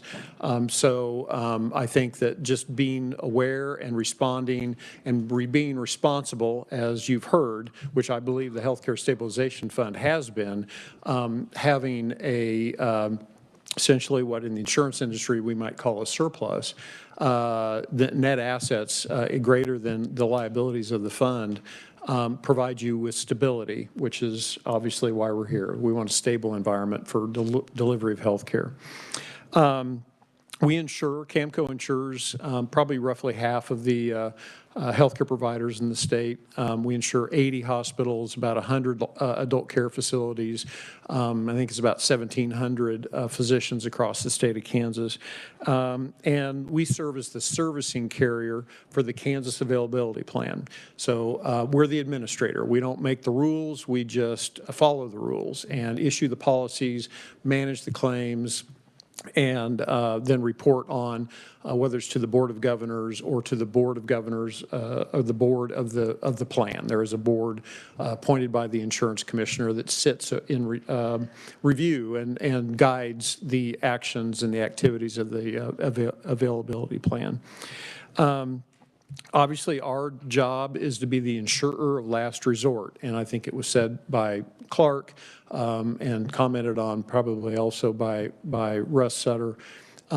If a person who is a defined health care provider in Kansas cannot find coverage in what I'll sort of refer to broadly as the regular market, then they can come to the plan. They have to provide letters of declination that would indicate they were declined by the regular market. So if the regular market decides that a particular specialty, a particular type of practice, or maybe because of claims activity of that provider, action on their license, those sorts of things may result in a declination from the insurance industry. They get 2 of those, then they can come to the plan and we will issue them a policy. And you've already heard Clark, I think, describe the additional amount that the plan charges above the regular market. So it is more expensive. And the surcharge that the fund charges is more expensive. So it's not something people seek to be in, but it's something that they are in so that they can provide healthcare services in the state of Kansas. I provided, and I believe you have in your packet, some tables and some charts. Bar charts that sort of describe the population of the plan. On the first page, you've heard that there are 402 total healthcare providers that are insured by the plan. 226 of those are physicians, and then you can see other healthcare professionals that are outlined. Long-term care facilities are 54. Of course, in 2015, there were, prior to 2015, there were no adult care facilities in the fund and therefore not in the plan, but there are now 54 that are in the plan for a variety of reasons. You can go through at any time you'd like and look at the breakout of some of the specialties that make up that population of providers. Well, I'll draw your attention to the last part of that second page. It's about other individual risks. And I will note that because it is a topic of discussion today and will continue to be, nurse midwives, there are 16 of those that are in the plan. Those are defined healthcare providers, can't find coverage for whatever reasons, and end up in the plan. And again, as stated, they end up paying more than they probably would if they were in the regular market. The next page of those graphs and charts, the top graph is just really from 2010 to current year, the number of providers insured by the plan. You see, in 2010, we had 430. It came down some, and then it started to spike back up. If you look at the graph right below it, that's going all the way back to 1990 when Camco took over the servicing carrier duties. Really, July 1 of 1990 is when we started being the servicing carrier for the plan. And there's been a lot of variation in that over time. And essentially what I would sort of, that's very reflective of the insurance market cycle that occurs really in any insurance industry, but in medical malpractice as well. And what I would say is those low points, 240 or 50, is what I would call, those are very soft market cycles, meaning there's a lot of availability. Insurers are very willing at any rate, under any underwriting conditions, to write those risks. And then what happens is there's some sort of a triggering event that constricts the marketplace for some reason. In this case, the triggering event back in the early 2000s, it sounds like, why would that have anything to do with medical malpractice? But it was 9/11. 9/11 restricted reinsurance capacity and sort of brought to focus probably a little bit of irrational exuberance of the insurance industry in writing some of the risks that they had written previously at really probably wholly inadequate rates, quite frankly. So all of a sudden, they said, I'm not doing that anymore. They end up in the plan. And then that spikes. It starts to come down over time. The insurance industry has short memories, and I'm one of them, so I can call that out. But it comes back down. And then what you see, and I'll point out, in 2020, going forward into 2023, that's starting to go back up. And again, while we are not in what I would call a hard market where coverage is unavailable at any price, we are in a firming market. Whether it'll turn into a hard market is yet to be seen, but certainly the carriers, reinsurers, others are tightening underwriting standards and raising prices, raising rates. So that has an effect on obviously the delivery of health care in the state. You've heard some discussion today as it relates to hospitals and the struggles they're having, the stress that they're having from a financial performance standpoint at a time when some of the costs related to professional liability are on the rise, as is, and Mr. Conradi can probably do a better job of describing this than I can, but property insurance and pretty much everything else that they need to run their business is also going up very rapidly. The last page is just a little summary of the last 10 or 11 years of claims. And one of the things that the industry does, and we do too, and Rita touched on it a little bit, and that was we look at how many claims, the frequency of claims, volume of claims that are coming in, but we then also compare that to the population of the insureds that we have. So if you look at that very bottom row, that shows you the variability over time of the claims that come in compared to just the population, sort of a per capita. If I were doing this for Russ, he left, of course. I don't blame him. But if I was doing this for Russ, I would break this down into an equivalent of an internal medicine rate. So I would be able to compare adequately over time, regardless of what the mix of insureds were, what that claim frequency was, and that's important. Our business is frequency, or the number of claims, and severity, how big a claims they are on average, and I'll talk about that in just a minute. Are there any questions as it relates to the charts and graphs and tables and all that? Any questions for Mr. Scott? Yes, Representative Carpenter. Scott, thank you for being here. Do you operate in other states? Do you do this for other states, or is this just a Kansas? We are licensed in other states. We only write business in Kansas and the greater Kansas City area, which would then mean some of those Missouri counties that Mr. Slaughter mentioned earlier. We are really exclusively a Kansas-based organization. Well, the reason I mention that is because what is it, 2 years ago, the legislature okayed APRNs. Do you have any data on claims for APRNs? We do insure APRNs, mostly those that are employed by hospitals or other facilities, or are employed by a physician clinic. We do have claim statistics. It's a little bit difficult to tease out because they are not defined healthcare providers, and in many cases we don't issue them their own policy like we would a physician or a physician assistant or a CRNA. So they can be covered different ways. They might have their own policy. A lot of physician clinics actually insure them separately and with their own policy. That policy is a $1 million policy instead of a $500,000 policy. And then a lot of the facilities have what they call an additional insured endorsement that insures all of the employees of that facility that are not defined healthcare providers, meaning they're not in the fund. And many of the APRNs that we, quote, cover are covered under that additional insured policy. That's what makes it hard for us to tease out some of that data. But we do have, and we've done a study on that. Yes, sir. Well, thank you for that. And committee, just in our discussion later on today, I think it's imperative that we do talk about APRNs accessing the Healthcare Stabilization Fund. So that's why I asked that question. Thank you. Any further comments or questions?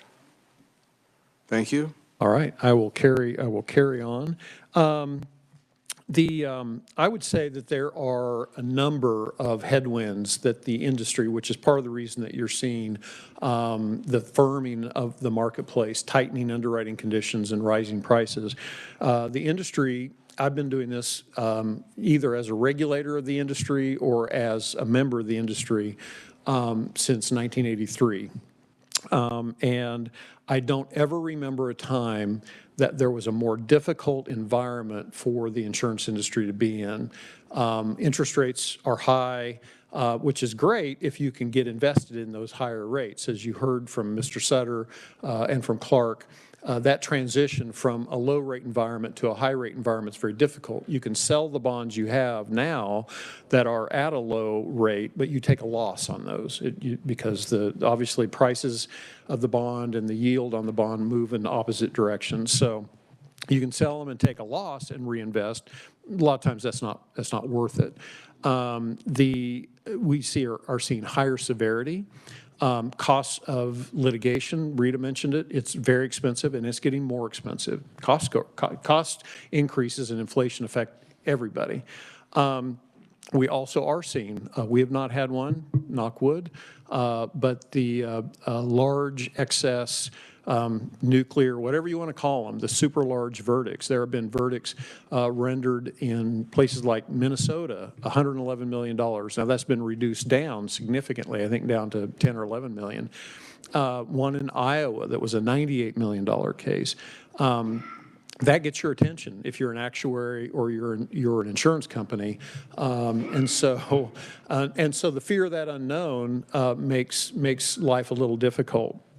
The other thing that has made a pretty profound effect on the medical professional liability insurance industry is consolidation of the healthcare industry. And I think you've recently heard a lot of talk about, and again, not taking sides or pointing anything out from a political standpoint, but one of the effects, whether it was intended or not intended, of the Affordable Care Act was a significant consolidation and vertical integration in the healthcare delivery industry.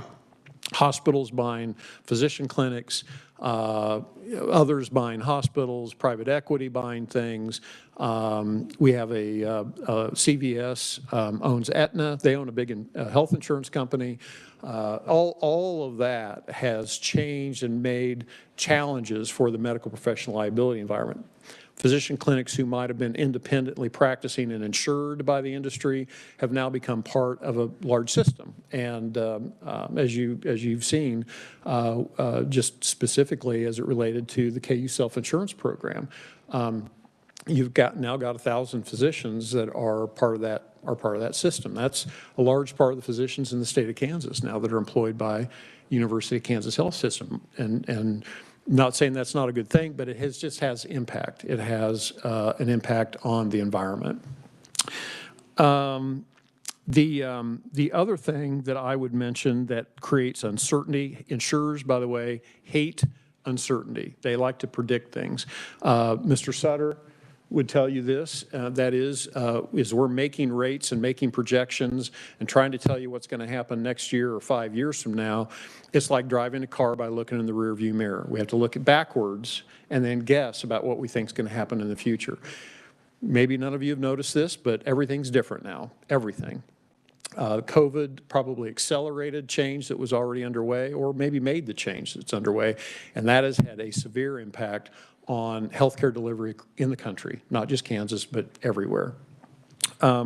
The other thing is that creates some uncertainty is just the legal environment. You've heard a little bit of discussion, and I'll talk just briefly about it. We've talked about this in this committee before, but the cap on non-economic damages. In Kansas, the cap was upheld in a case in 2012. It was called Miller v. Johnson. Kansas Supreme Court upheld it. Won't get into all that. In fact, if anybody wants to know about Miller or Hilburn, I have brought CAMCO's Vice President of Claims and General Counsel, Tucker Poling, and if you all are willing to stay until probably about 4 o'clock this afternoon, he can go into great depth about the complicating factors of trying to analyze those two cases. But along comes 2019 and an auto case, Hilburn, and Hilburn versus Interpipe, and the court changed directions a little bit, and in that case decided that the cap was not constitutional. There's a lot of argument about which prevails, what is persuasive precedent, and I'm not a lawyer. Again, Tucker can fill you in. Probably others in the room can fill you in on their views on that, but it creates uncertainty. And so until that is clarified, it just is one of those things that's always on the radar that we have to pay attention to when we're thinking about the potential for a very large verdict and a jury who decides for whatever reason that the economic damages are one thing, the non-economic damages, now all of a sudden you're looking at a $30 million case when it might have otherwise been a $4 million case a few years ago. So I would say there are a lot of headwinds facing the industry. I think that's going to continue for a short time. Most of the companies that are in this industry are well capitalized. It's all they do for the most part. So I don't see there being a hard market like we experienced back in the 1980s when companies literally pulled out and quit writing business or charged, or in some cases 40 or 50% rate increases. I don't see that happening, but I think there's going to be that process of this slowly boiling the frog, and unfortunately healthcare providers are the frog. I won't go into the too much of this, but the legislature did pass some immunity protections for providers providing care for COVID-19. As of right now, I would say those appear to be holding up. So far as I know, there's not been a test of that from an appellate standpoint. Maybe there will be, but it has turned the temperature down on the volume of claims that we're seeing coming out of the COVID experience. And I won't go into Senate Bill 78, which was the move from 200,000 to 500,000. It's been documented and discussed fully today. But I will say some of those headwinds that I've been talking about, inflation and rising interest rates, rising costs for healthcare providers, lower reimbursements, things that you don't think are going to affect the healthcare system, but here in Topeka, Kansas, the old St. Francis, now University of Kansas Health System, St. Francis campus, as you all probably have read in the press, had a ransomware attack, cyber attack. And I just spoke with a physician today that practices there, and they are back to paper, writing things down. And they're, I think, trying as best they can to provide the services, but it makes it really interesting when you're used to using all computer for everything, not just billing, but for patient records and everything else. And now it's back to sheets of paper. As much as Dr. Kincannon, and Dr. Gleason, as much as physicians complain about electronic health records, just try going back to paper after you've been doing health records for a while. And somebody's going to have to put that paper into the computer at some point. So that's a challenge, those sorts of things. The other thing I would also just mention briefly is, and I think, I'm trying to think who mentioned it, but somebody said hospitals and others are having a real difficult time with staff and staffing issues, workforce issues. And you'll hear the Kansas Hospital Association talk about this a lot. One of their biggest concerns is workforce issues and the cost of maintaining that workforce. If you don't have sufficient staff, you can't operate, you can't have open a certain number of beds. Those beds are maybe understaffed. Adult care facilities suffer from this dramatically. This has been an issue for adult care facilities for a long time. It's now a big issue for hospitals and other types of facilities. It's really a big issue as it relates to adult care facilities. Those things have the potential to create risk, and risk turns into litigation, lawsuits, and cost. So as we look forward into the future, I think we just need to expect the fact that there could be additional costs down the road as a result of just, again, a hangover from the COVID experience. I'd be happy to answer any questions that you have about my report or anything else. Do we have any questions? Very thorough report, Mr. Scott. Thank you. Thank you. We'll now move and welcome Rochelle Colombo, Executive Director of the Kansas Medical Society. Welcome to the committee. Good morning, Mr. Chairman, members of the committee. I am Rochelle Colombo, Executive Director of the Kansas Medical Society.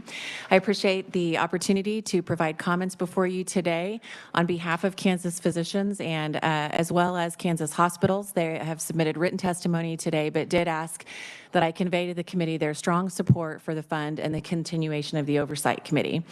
I'd like to begin by welcoming the new committee members that are here, and to also say this is the end of my testimony, but why we support the continuation of the Oversight Committee. You all provide a really invaluable link to the legislature. We've had a couple of hours today, and you can see the complexity of the fund and its importance, and your report that you give back to the legislature is so important. Some of you know that most of our hearings are less than an hour and involve multiple topics, and so trying to condense the complexity, the history, and the value of the fund into a couple of minutes and convey that to the legislature, which the committees are made up of individuals who may or may not be healthcare providers or impacted directly by some of these policies. So thank you for serving on this committee, and we do support the continuation of the Oversight Committee. For a bit of background, the Healthcare Stabilization Fund was established in 1976. It was the height of the medical malpractice crisis. You've heard it referenced here today, but not everybody remembers that time. It was characterized by a shrinking insurance market and not as many people willing to write that coverage and therefore higher premium costs for providers. That then resulted in a reduction in access to care, particularly in rural areas and for specialty providers. It was cost prohibitive to practice in Kansas. And so the establishment of the fund, combined with tort reforms that were enacted over the years since the establishment of the fund, have done exactly what was intended to occur, which was a stabilization of the malpractice environment. And that's really, really critical in doing two things. As we've talked a lot about the mechanics of the fund, the cost of the different provider types, and who should be in and how that works. But the goal was to make sure that all provider types that were providing medical care could afford malpractice coverage, could therefore practice in Kansas, and that patients had access to a right to recovery in the event that there was an adverse outcome. And that's what the fund has done. It has been critical in establishing that. It is working as it intended. We believe it is important that it maintains its actual analysis is necessary at this time.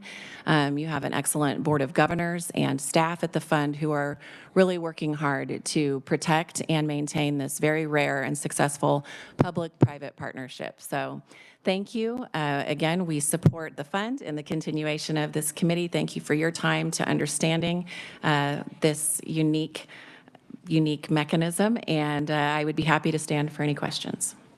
Do you have any questions for Rochelle? Thank you for being here. Thank you. Thank you. We have Kelly Fritz with the American College of Nurse and Midwives is submitting testimony written only. Kinder Wyatt will be a conferee for us here with the New Birth Company. Welcome to the committee. Thank you. Thanks for having me here today. You have my written testimony, and I'm going to highlight a couple aspects of what I've turned in today. I think it's helpful from a definition perspective just to highlight or refresh everybody's understanding of a birth center. Birth center is almost a marketing term right now.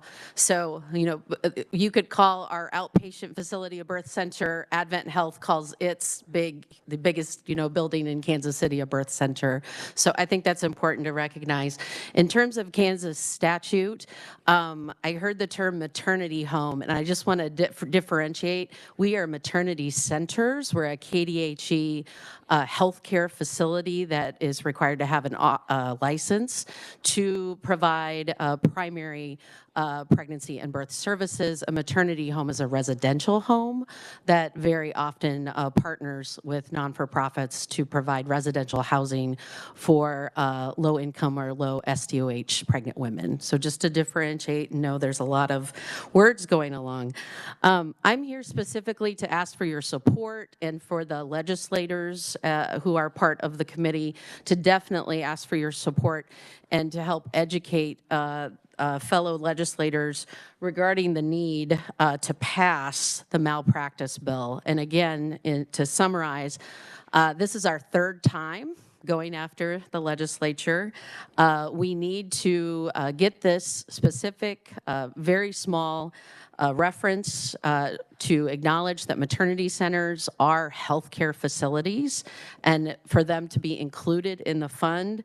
And again, a little history background. The reason we're not already there is that our statutory nexus comes from being in childcare and maternity centers, which literally goes back to the 1920s, and the maternity homes, which people would come to be pregnant and give birth to their babies and to have them be adopted. So that's a little bit of the nuance specific to Kansas of why we are where we are and why the recommendation from KDHE was, please go fix this in the insurance statute versus trying to go uncouple our very historic nexus. So in terms of what's going to happen, Representative Pat Proctor is refiling the bill. So that bill's going to go out again. And in terms of the specifics, it is going to be, as the team described, and thank you for doing that, it is going to be the same original 2325 language with that minor addition of the and that was important because that required that if the birth center participated in the fund, that it was accredited by a national organization. In this case, those would be Commission for the Accreditation of Birth Centers, AAA, HC, or Joint Commission, for example. But that was the idea. So we're talking about a birth center that is meeting a high level beyond state licensure, a national standard of quality in order to be in the bill. The result of not having this is that we are again at risk of closure, and that having to do with not being able to accept third-party insurance, including CanCare and other employer-sponsored insurance, Blue Cross, United, et cetera. So we need to get it done. We're very hopeful, and again, need your help and influence that we have a clean bill and that we're able to get it through quickly. So that's the spirit of the first item. I'm going to speak to the third item first, and then I'll just comment, since Kelly Fritz is not in the room, regarding the situation with midwives. We won't get out of the availability fund or availability plan until we fix the birth center problem. We already had a third-party commercial carrier, the doctor's company, who would like to underwrite our nurse midwives. 5 of our nurse midwives are in that availability plan data that you see. There's 16 in the availability plan. So 5 of those are ours.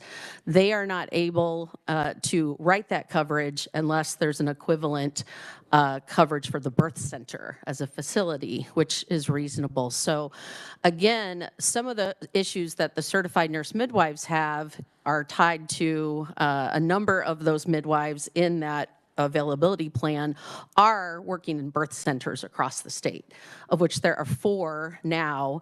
And birth centers very much seen as a opportunity or solution to address, again, primary pregnancy and birth services in both rural and urban areas. So let me land on some recommendations for action. So I've already said, hey, we've got a bill. We just need your help and support. Let's get the bill passed in regards to the facility malpractice and adding birth centers, maternity centers to the fund. I'd like to comment on what's happening broadly. So this group sees the broad trends of lawsuits regarding maternal health. And that has always been the case. Maternal baby lawsuits, reports, cases have always been one of the most important areas this group looks at. And I do think it's, for you all as you have your discussions, I would recommend that you perhaps pause and consider, should the space of OB, maternal health, whether there was conversation about the hospitals who do OB or not do OB, should that be taken and looked at as its own group and or at least looked at in a different way? I think there are pros and cons. Due to my participation in national organizations with the American Association of Birth Centers, I'm aware of this work at the national level. And in some states, they have specifically cordoned off life recovery funds for birth injuries outside of the general fund. I'm not proposing that that is what should be done. I am proposing it needs some consideration. The other thing I would bring to your attention is that there's more work than ever being done on investing maternal mortality and morbidity near misses. And when those reports come back and they say 75% preventable, that is going to lend itself to some kind of settlement or payout. So we're aware that that's going on in our community, in our market. Kansas does have a maternal mortality committee, and perhaps there could be more done in terms of the knowledge that this group has. We've got some very knowledgeable and forthright people who are part of this group who could be creating somewhat of a quality improvement plan. So I'm going to land, I'll land broadly. So birth center bill, quality improvement as it pertains to maternity care, and then I'll just specifically cite again that the certified nurse midwives are relatively new to the fund, and we are very glad and want to be in the fund. And then we're experiencing some of the normal growing pains of understanding different classifications of what certified nurse midwives do. And that is the essence of the letter from the ACNM. And I'll stand for questions. Good, thank you. Committee, any questions? Mr. Chairman? Yes. Yeah, Jenna, go ahead. Thank you, Mr. Chair. I just want to add for clarification of the committee that the bill adding maternity centers again has been pre-filed. It's House Bill 2478. Thank you. Dr. Ryder? Oh, I'm sorry, Dr. Gleason?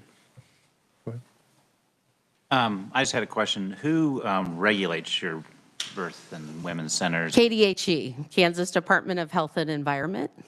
And who determines what your scope of practice is and what you can be doing and making sure that is being KDHE.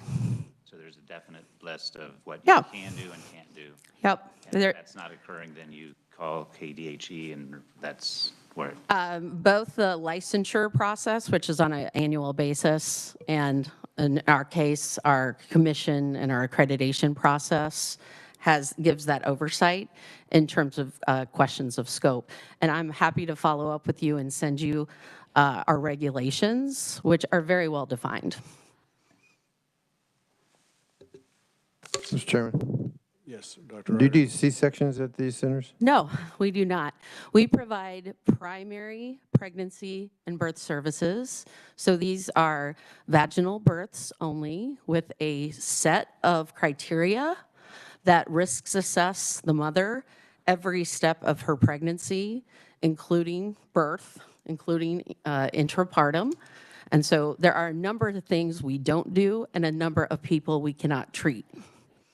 So vaginal deliveries at arrest have to be sent to the hospital by ambulance? Say that. Vaginal deliveries at arrest and get in trouble have to be sent to the hospital by ambulance? There is a informed consent process with mom. The idea is to not use the emergency services as the main vehicle for transfer. Many transfers, most transfers, happen in the antepartum period and not in intrapartum. But otherwise, you'd use an ambulance to take them to the hospital? That would be if, similar to any community level 1 hospital, or in this case, anyone who does not have access to cesarean section, there are a very clear list of indicators that said, we need a transfer, and then we do that. I mean, it seems like that creates more liability for the fund, not less liability. I have no claims. We've been doing this for over 13 years. Claims come from a number of reasons. The women that choose to come to the birth center have a great deal of trust in their providers and the institution. Dr. Gleason? Are you all doing vaginal births after cesareans and vaginal breaches? We would never do a breach. There are a number of things that are never events. VBACs have not been put on the list of regulated thou shall nots, but I would say it's a very narrow window. So you are doing VBACs? Very few. There are a list of criteria that CABC and ACOG and ACNM have defined as who is the least worst candidate for that situation. And I would not be surprised if VBACs were something that was added in terms of not allowed, that the regulations themselves haven't been renewed for a number of years. We would love for the regulations to get updated. And to Dr. Ryder's point, I know there's hospitals in the vicinity that if they don't have a surgeon available, that they won't even labor patients, and they send them to us because of the possible need for a C-section. So that's just kind of a caveat to it, Dr. Ryder's. I can speak broadly, and I would be happy to follow up with both of you on this, is broadly the regulated, well-licensed birth centers, and in our case, the accredited birth centers, have very clear-cut plans of care of how that's done. We provide a much badly needed and CMS mandated, we are a CMS mandated service to many women who choose not to want to go to the hospital setting, and yet at the same time, we provide a vital transfer and pathway so that they are getting to the right levels of care at the right time.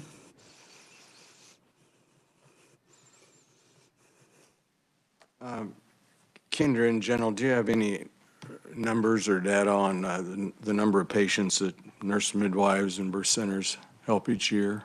I'm going to speak to myself, and then I can follow up in terms of more broadly in terms of the state. So new birth company filters, and I think that is a really good important term, is that we screen and filter 1,000 pregnant women a year. And ultimately, about 250 to 300 meet the risk criteria, preference, acuity, and give birth at the birth center.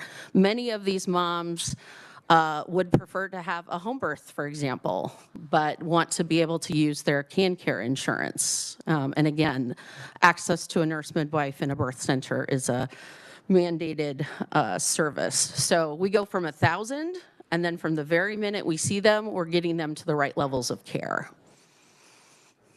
Thank you. Jenna? I was just going to provide the committee with the statutory citation. 65503 prohibits maternity centers. They're only allowed to provide delivery services for normal, uncomplicated pregnancies. Senator Holscher, did she have any comments or questions?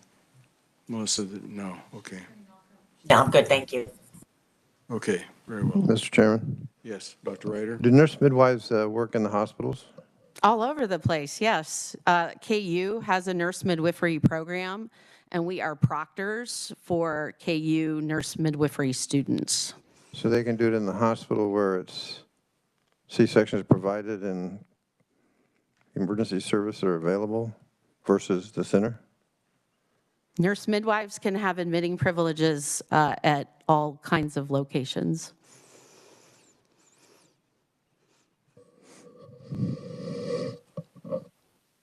Mr. Chairman? Yes. With, in Senate, in the new bill being presented, I'm assuming it's a House Bill 2478, is it a clean copy? Is it a clean bill that did get vetoed in situation? Is it just for the birthing center? Thank you, Mr. Chair. Yes, this only has the birthing center language, and it is pre-filed, so it is not nothing has happened to it yet other than being filed to get ready for next year's session. Thank you. Could we get a copy of that so I don't have to go look it up? I don't need it now, but Melissa, could you send me one later so I can read? A couple of the other questions with your center. You're in Overland Park, correct? Yes. From a friend of mine, 4 times, great services. Thank you. When you talk about the insurance issue, are you, besides CanCare, are you with other insurance companies Yes, now? we're in network, and meaning not just in network credentialed, we get paid by Blue Cross Blue Shield, United, Cigna, Aetna, TRICARE, and we're also VA, CCN providers. What you will find when you look at policy recommendations to improve birth outcomes, all of those policy recommendations include increased utilization of nurse midwives and birth centers. So this would facilitate with the insurance to help the other people at a lower rate than on their primary insurance if we could bring this on board. Yeah, it fixes 2 problems. So it's nice when you do a bill, but really you fix 2 problems. Number 1, it fixes the problem of the birth center will be able to have be able to attract a carrier outside of the availability plan, which will get us out of there where you don't want us to be. We're very grateful we're there, but we would love to go back to the commercial market. And then secondarily, it will give the midwives overall more options as well. So we're talking about 2 provider types. And then in the greater metropolitan, since you said you have a relationship with the University of Kansas Health System and their programs, what other facilities in the metro do you collaborate with? Sure, sure. I had one time at Ransom in Ottawa, my best referral doctor was my chiropractor who knew his limits to my orthopedic services. So what I was hearing from you, and I don't mean to put words in your mouth, that you know your limits and to which you know when it's time to transfer and you have collaboration with the other acute care facilities at a higher level when needed. Yes, no, thank you for asking that, and I'll clarify. Because the number of women coming to the birth center is actually 44 counties, we are serving women from 22 counties in Kansas. They're driving by hospitals to come to the birth center for this service. So when we're making referral transfer decisions, and again, so many of them, we can do this in antepartum. So then we're partnering with the mom and her insurance, and whether it's her previous provider or whether we're recommending that she go to, whether it's KU or we're talking about the Missouri side of the house and she's getting referred into University Health or HCA. HCA, Overland Park Regional, is 6 minutes away from the birth center. Thank you very much. Yeah, thank you. Chair recognizes Senator Holscher. Great, thank you so much. I just did want to comment in regard to the question about a clean bill. Just to let the committee know, we have brought forward a bill to address this issue, I think twice. Kendra, you might be able to correct me. Yes, this will be the 3rd year. Okay, so yes, we brought forward the bill twice already. This will be the 3rd year. And what has happened is essentially the bill has gotten bogged down the process and had other things attached to it. So to the point of a clean bill, yes, we want this bill to remain a clean bill and not have other amendments attached to it, and hopefully can get it through the process then. So that's why it didn't pass last time. Was a lot of amendments. Yes, I mean, it had passed before, but then later, additional things got added to it, which caused the problems with the bill. Okay. Understand. Any other questions or comments? Very well.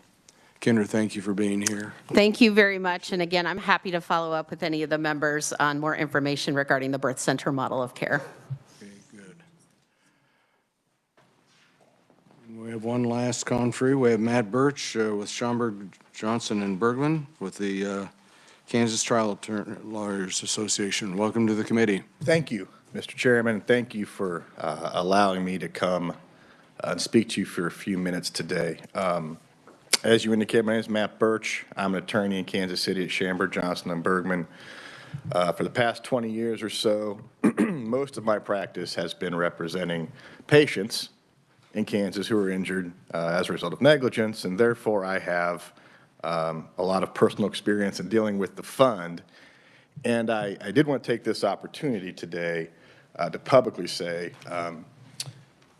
the fund, in my experience, the folks who work there and deal with the claims are excellent. They do a great job. They deal with us in good faith. Specifically, Rita Knoll, who's been the face of the fund for my entire career, has done an excellent job. And it's one of the reasons it has functioned so well, I think, at least during my career. But the reason I'm here today is because the fund right now is not in compliance with the fund statute, which is 403403. And to give this context, we have to go back to the amendments in 2021. As I'm sure most of the committee knows, there were a variety of amendments made to the fund statute, some of them not germane to this discussion. There's a change in the makeup of the Board of Governors, a change in the way notice was provided to the fund, but the real important issue, or there were two changes made to the coverages provided by the fund. First, the required underlying limits that Kansas Healthcare provides. And by the way, I noticed our written testimony wasn't out there, but we did submit written testimony, and thank you, good. I see that you all have it. The first change that was important was the underlying limits that were required to be purchased by Kansas healthcare providers were increased, as has been mentioned, from $200,000 to $500,000. The second change was the excess, if you want to call it coverage, that would then be provided by the fund in addition to the underlying coverage. That amount was changed. And what was codified by the legislature were two options. A healthcare provider would be allowed to elect either $500,000 of coverage from the fund or $1.5 million of coverage from the fund, both subject to an annual aggregate, not really important here, so I'm just going to refer to them as $500,000 and $1.5 million. And it's important to understand that they were not arbitrary amounts, okay? These were not amounts picked out of thin air. The specific purpose of the $500,000 lower election was to ensure that all providers carried $1 million of coverage, because that essentially ensured the constitutionality of the fund. Intelligently, looking forward, what KMS realized was if there was ever a challenge to the fund's prohibition on vicarious liability, there has to be an adequate quid pro quo under Kansas law to satisfy Section 18 of our Constitution. The $1 million limit, lower limit, presumably does that. And that was the reason for the $500,000. The $1.5 million election, there was a reason for that as well when the legislature passed the bill in 2021. The testimony from KMS was that there was a lack, the term reinsurance was used a lot, but I think it's safe to say what the point was there was a lack of an excess carrier market in Kansas at the time. Again, this is 2021. And so it was written into the bill that there would be this option to ensure an option for Kansas healthcare providers to purchase affordable excess coverage, presumably for the higher risk specialties, OBs, like we've been talking about, probably neurosurgeons, folks like that, where the claims tend to be higher value claims.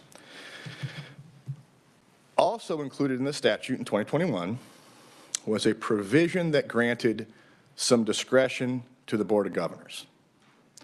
And that section reads, the Board of Governors shall have the authority to adjust the amounts provided in, and then it actually has the long statutory cite. I'll just say option 1 and option 2, as the board deems necessary to effectuate the provisions of the Health Care Provider Insurance Availability Act, and then paraphrasing, as long as the lower limit stays at $1 million. And that's what was passed into law. And so those limits were to go into effect in 2022. What happened was when the board, in later 2021 formed a subcommittee to address surcharges. Then recommendations were made at the fall meeting at which the surcharge rates were set.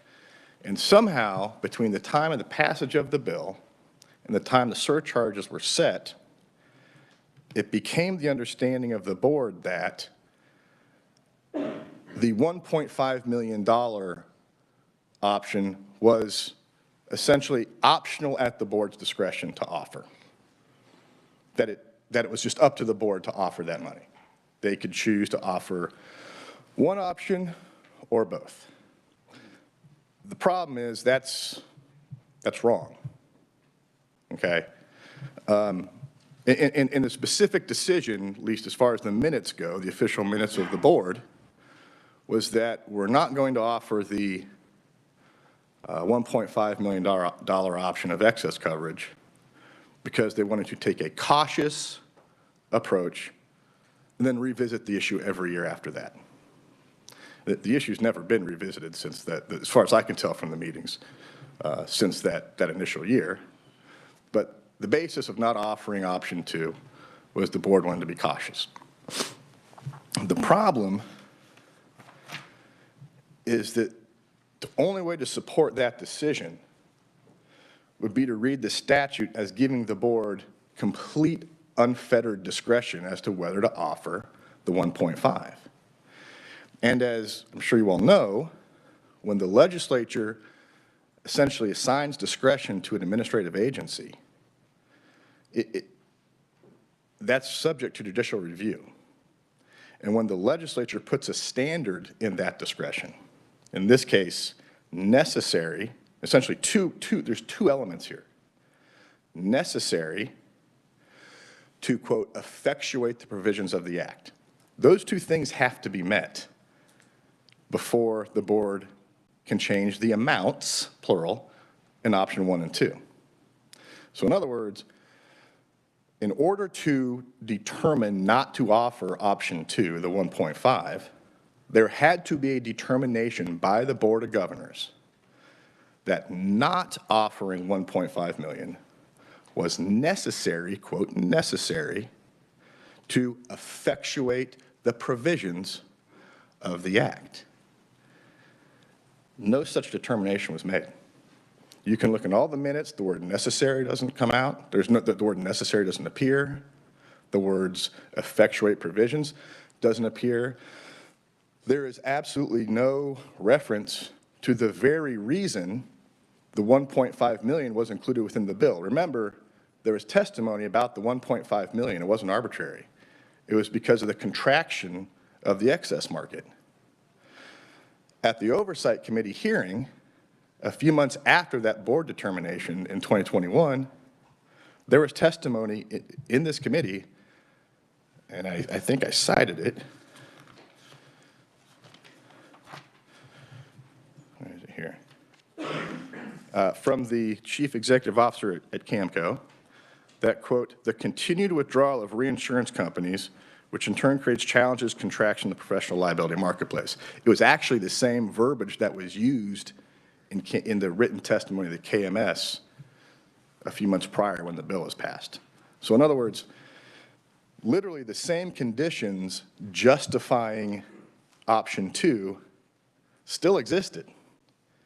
Yet the only way the board, under the law, could change that amount was a determination that it was necessary to effectuate that provision. So that's where we are right now. And unfortunately, that decision has not even been revisited since that time. So if you go to the fund statute right now, it says option 2, $1.5 million. And it says providers shall, quote, shall elect between one of those two options. And option 2 does not exist. And there was never a determination made that it was necessary not to offer that amount to effectuate that provision, which of course can't be because the reasons still exist. And it would be hard to argue that the completely, removing that option was necessary to effectuate that option. So that's where we are. And it is a problem because now Kansas healthcare providers, especially the ones in the higher risk specialties, don't have the option that the legislature intended for them to have to buy that higher amount of coverage.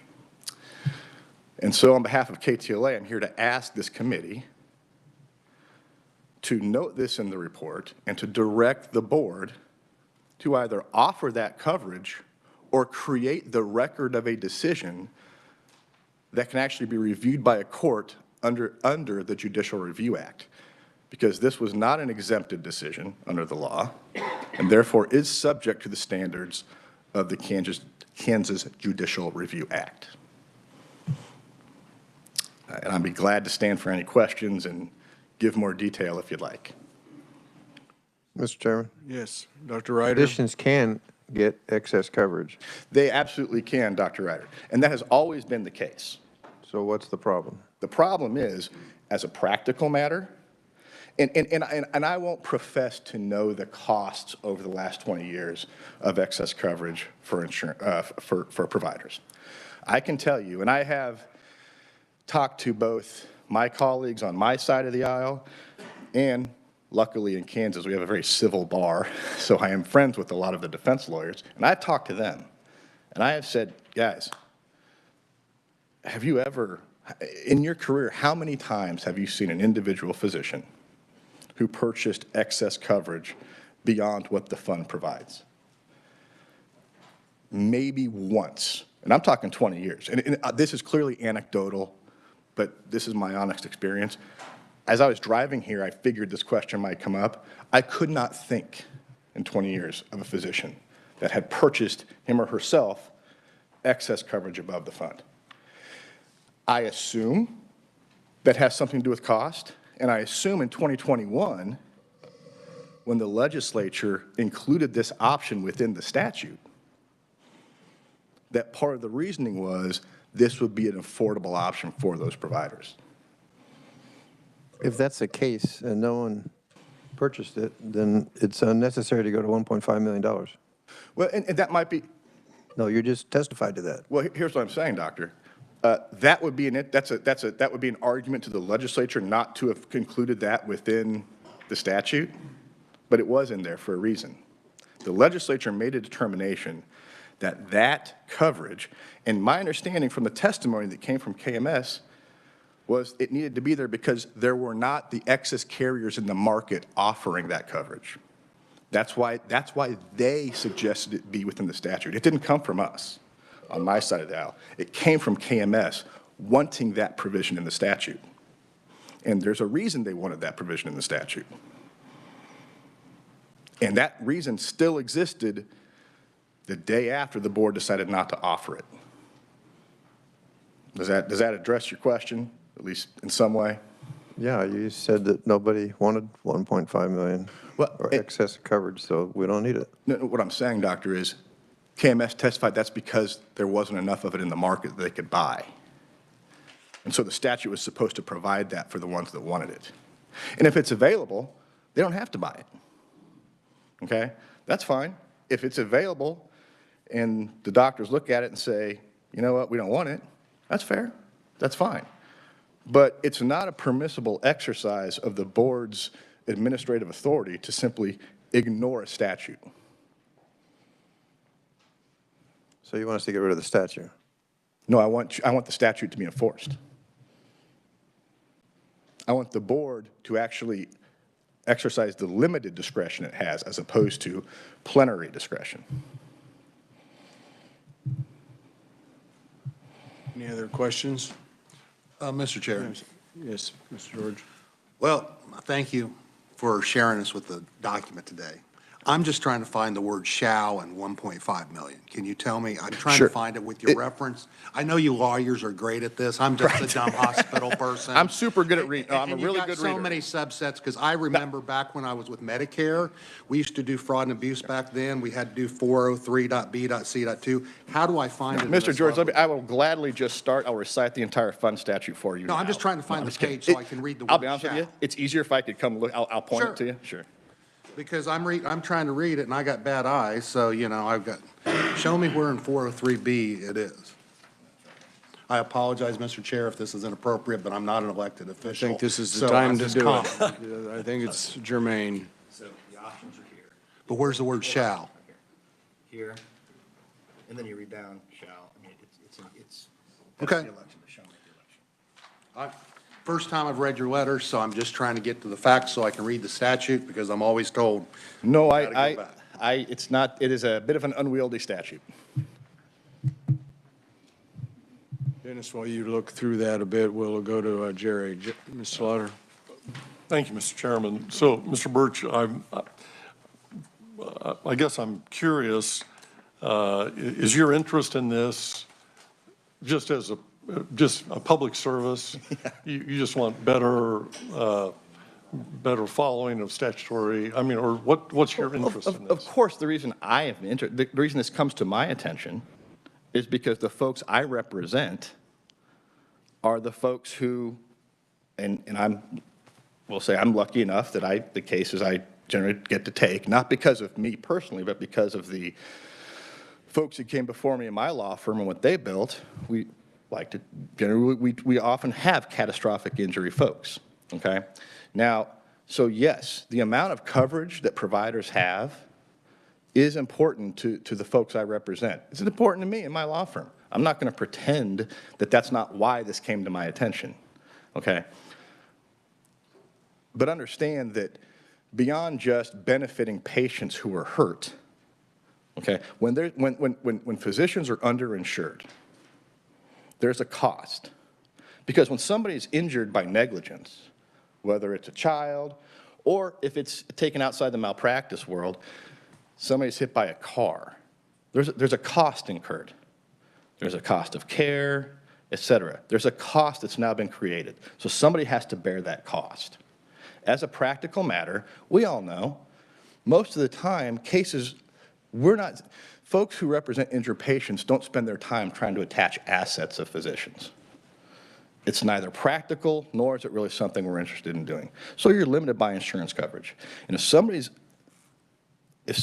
is underinsured, the cost then shifts to one of two other places, because there's basically three places for the cost to go: the injured person, the wrongdoer, or the state, okay? If the wrongdoer is underinsured, that cost then goes back to one of two places: the injured person or the state. Well, the injured folks, most of the folks I represent don't have the resources to cover catastrophic injury costs. So where does that then go? It ends up Medicaid, Medicare, public assistance. So yeah, I'm an interested party. There's no doubt about it. But that doesn't change the fact that what I'm saying is correct.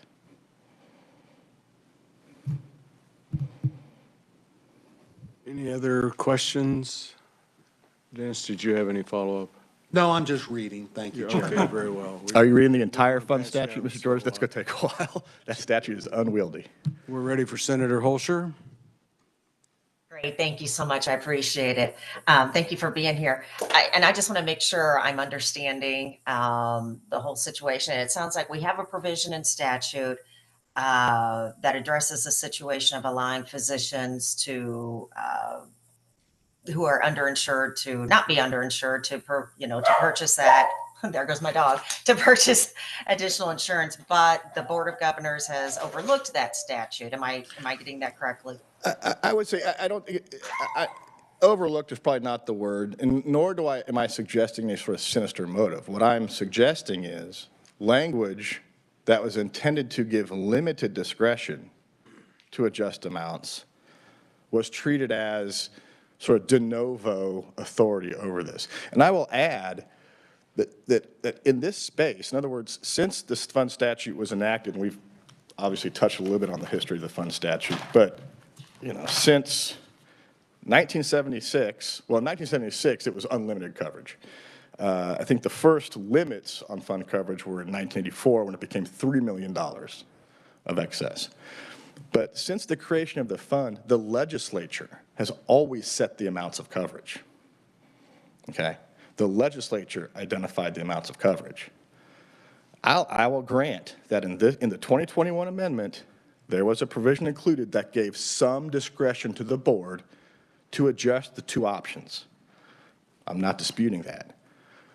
But what was limited discretion that had to be necessary for a specific purpose was treated as just complete unfettered authority. And and yes, I'm an interested party, but that's pretty black letter. I mean, I don't think a court's going to disagree with that.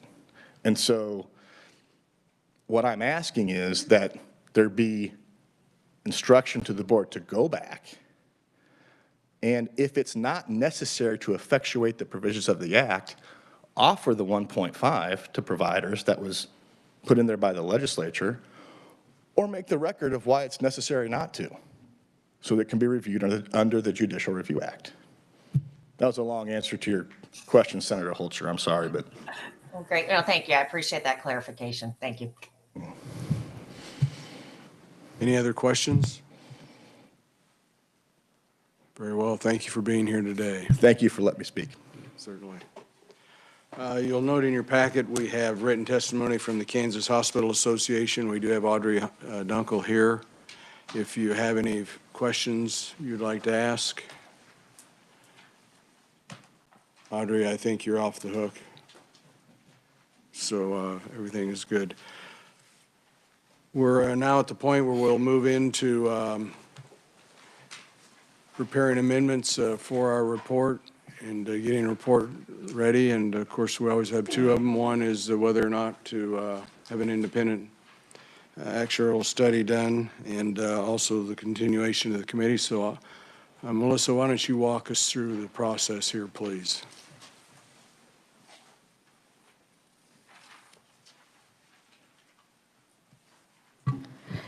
Thank you, Mr. Chairman. Committee members, so as you look to your statutory purpose, two items that this committee discusses each year is, should the Oversight Committee be continued, and is a separate independent actuarial analysis, so analysis separate from what you've already received on behalf of the board's actuary required. So it might be best to address that, if you wish, in a single motion, just to respond to those, and you have input from conferees on those two items. Do we have a motion, Mr. Slaughter? Seconded by Representative Helgerson. Discussion.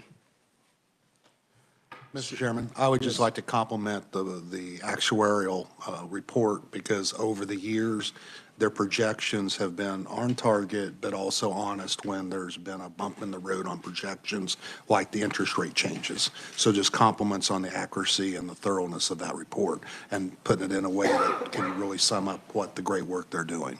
Great. Mr. Chairman? Note that in the meeting minutes, that'd be great. What is the motion?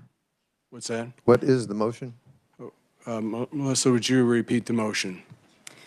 So the motion would be to continue the work of the committee, and that the committee is of the opinion that a second independent actuarial analysis is not required this year. Okay, we have a motion. We have a second. Any further discussion? Senator Holscher? Oh, Thank you, and I'm sorry. I just wanted to echo the words of Dr. George that it's been nice to be able to be a part of these meetings and have such solid information. So that does make this whole process much smoother. So again, he kind of stole my thunder there, but thank you so much again to those of you who have done this work. Great. Indeed, very helpful. All in favor say aye. Aye. Opposed, nay. Motion carries. All right, Mr. Chairman, the committee typically then reviews in its report and provides comment on actuarial analysis. So you've just mentioned that particular report. In this instance, it might be appropriate to report the balance sheet that was included in Director Schultz's testimony, as well as the continued impact and implementation of the 2021 law that's been referenced. Mr. Sutter reported that this was a mixed year and anticipated that the fund would continue to experiencing shrinking liabilities and assets, and then obviously that puts pressure on the revenue to the fund, which is only provided either via surcharge or by interest income. Chair will entertain a motion. Second. Very well. Representative Helgerson, and a second by Mr. George. Any discussion? Seeing none, all in favor say aye. Aye. Opposed, nay. Motion carries. Mr. Chairman, the committee also specifically addressed, and there was a request for a recommendation regarding the investment income side of the income that comes into the Healthcare Stabilization Fund, and that was to encourage the board to, in its engagement with the Pooled Money Investment Board, to strike a better balance, trying to achieve maximum return, while noting also that there's been a reduction, there's a lot of rate level pressures, particularly on Class 17 providers, the hospitals, with narrowing margins and some financial stresses, and then also utilizing the best, kind of the value of the dollars that are in the reserve, and to recognize that there's upward rate pressure next year. And do we have a motion? Mr. Slaughter, and second by Representative Helgerson. Discussion. Just one comment, Chairperson. I would like to change it from the word maximize to an optimal fiduciary approach, because in healthcare, I never like to use the word maximization. You're looking at optimal care, optimal service, optimal fiduciary responsibility. As I know, my friend Jim Zakora, who's on the CAPERS board, we've talked a long time, and thanks to the legislature getting that on track, but even with rates, they're a little bit higher than the 2%. So if we could do something just to go to 3 to 4. The maker and second are comfortable with that. Well, I think that would be adequate. Okay. We'll include that language as the language. Yes, Representative Helgerson. I don't know if this is the appropriate time or not, but I would like some note added in the report about the comparison with our fund and other states. Yes. And I don't know if you want to do it separately or add that in this and give staff the authority to do that. But I think it's important to show that moderate Kansas has stayed good, reasonable policy over the last number of years, while other states have gone off the deep end. I think that's such an important point. Let's make that a separate amendment. Okay. I have a separate motion. Yeah. We'll make that a separate motion. Okay. Thank you, Representative Helgerson. Mr. Chairman, the committee typically recognizes some of the trends in the insurance marketplace specifically. Some of those have been certainly the larger claims, the increased number of participants in the availability plan. Mr. Scott spoke specifically to the firming market. Well, not a hard market, but there are several signs out there, including tightening underwriting, upward prices, the inflationary issues and the interest rate environment, litigation costs, and kind of this post-Miller and now post-Hilburn environment. And then some of this issues with consolidation and workforce challenges for the healthcare industry, and the COVID-19 impact on healthcare delivery overall. So we need to pass the... Oh, that's right. Would you like to speak? For, you want to pass first the fund experience with other states comparison? All in favor, say aye. Aye. Opposed, nay. Amendment passes. And then let's, if you would word Mr. George's amendment, because I want to have that separate. I think it's a very valid point. So Mr. George wanted to make sure that the committee report acknowledges Kansas's experience with the Healthcare Stabilization Fund and the stability in the marketplace and the availability of professional liability insurance for healthcare providers in comparison to other states that manage similar systems, but have had more negative experiences and are having to use state general fund dollars to infuse those funds. Yes, thank you. Very well. The second is Representative Helgerson. Okay. Any discussion? All in favor, say aye. Aye. Opposed, nay. Motion carries. Now we're ready. Now for we're on to the Melissa's, headwinds. if everyone remembers what she said. So- Why don't you repeat it one more time? Sure. So this would just be acknowledging the presentation from CAMCO and other conferees regarding the firming market for professional liability insurance and some of those headwinds that are present, including the large claims, the increased participation in the availability plan, underwriting, tightening, and upward prices, and then what that means in terms of securing affordable healthcare and professional liability coverage. Do we have a motion? Mr. Slaughter, second by Representative Helgerson. Any discussion? All in favor, say aye. Aye. Opposed, nay. Motion carries. Mr. Chairman, this committee most recently has been acknowledging COVID-19 separately in terms of the number of cases that are now moving. Rita noted several more cases in fiscal year 2023.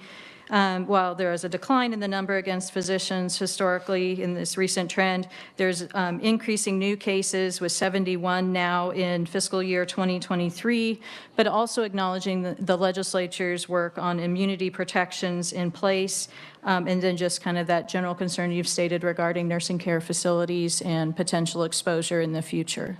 Does the committee wish to comment specifically on COVID-19 as one of the trends? Okay, Mr. George moves. We have a second. Second. Dr. Concanon, seconds. Discussion. Seeing none, all in favor say aye. Aye. Opposed, nay. Motion carries. Right, Mr. Chairman, you also heard presentations from Kendra Wyatt and the written testimony as well from Kelly Fritz regarding both an interest in having a study convened regarding maternal health and coverages offered, as well as if those providers were placed in the fund, potentially future rating options, as well as indication of passing a clean bill. House Bill 2478 is the pre-filed bill. So if there would be any interest in a specific recommendation regarding maternal health or the issues presented by those conferees. Slaughter. Mr. Chairman, thank you, Senator. I think there are two issues there. I think the one on that Ms. Wyatt brought up about the legislation that didn't make it the last couple of years, I think we have supported that in the past. I don't think there are any opponents to it. I think that's, if we wanted to include some comment that the legislature, that we feel that'd be consistent with the fund law, I think that would be appropriate. The other issue I would separate and say, and we didn't have a lot of discussion about it, but really, that might be a little bit out of our lane, I think, to suggest a study committee about some of these other ancillary issues. That's really probably more properly the province of the legislature, a study committee there, I would think, and perhaps they should take that request to the legislature, I would imagine. So I would confine my motion to the first point, and that is that the legislature should again take up the issue of including birth centers, licensed birth centers, as defined healthcare providers under the Act. I'll second. Senator Blasey, seconds. Discussion. Yes, Senator Representative Helgerson. Let me ask a clarification. You're asking that the legislature then look at doing additional study on that issue. Is that correct? No, sir. My suggestion here is that, that the legislature ought to give consideration to whatever the number of the bill is that's been pre-filed, because it doesn't appear to have any opposition, and I think we supported it last time. I'm less sanguine about getting into whether the legislature should set up some sort of a maternal health study committee. That ought to be them. I think they can decide that or weigh that separately. Are you just then, your first part of the motion, and that's it? And That's the it. second Yes, part, sir. the second part that you added an explanation for me, you're not putting into anything? That's correct. Okay, thank you. Certainly. Further discussion? Mr. Chairman, Yes, Dr. Ryder. unless they can follow the rules of ACOG with a C-section, I don't think it's appropriate to add that liability to the fund.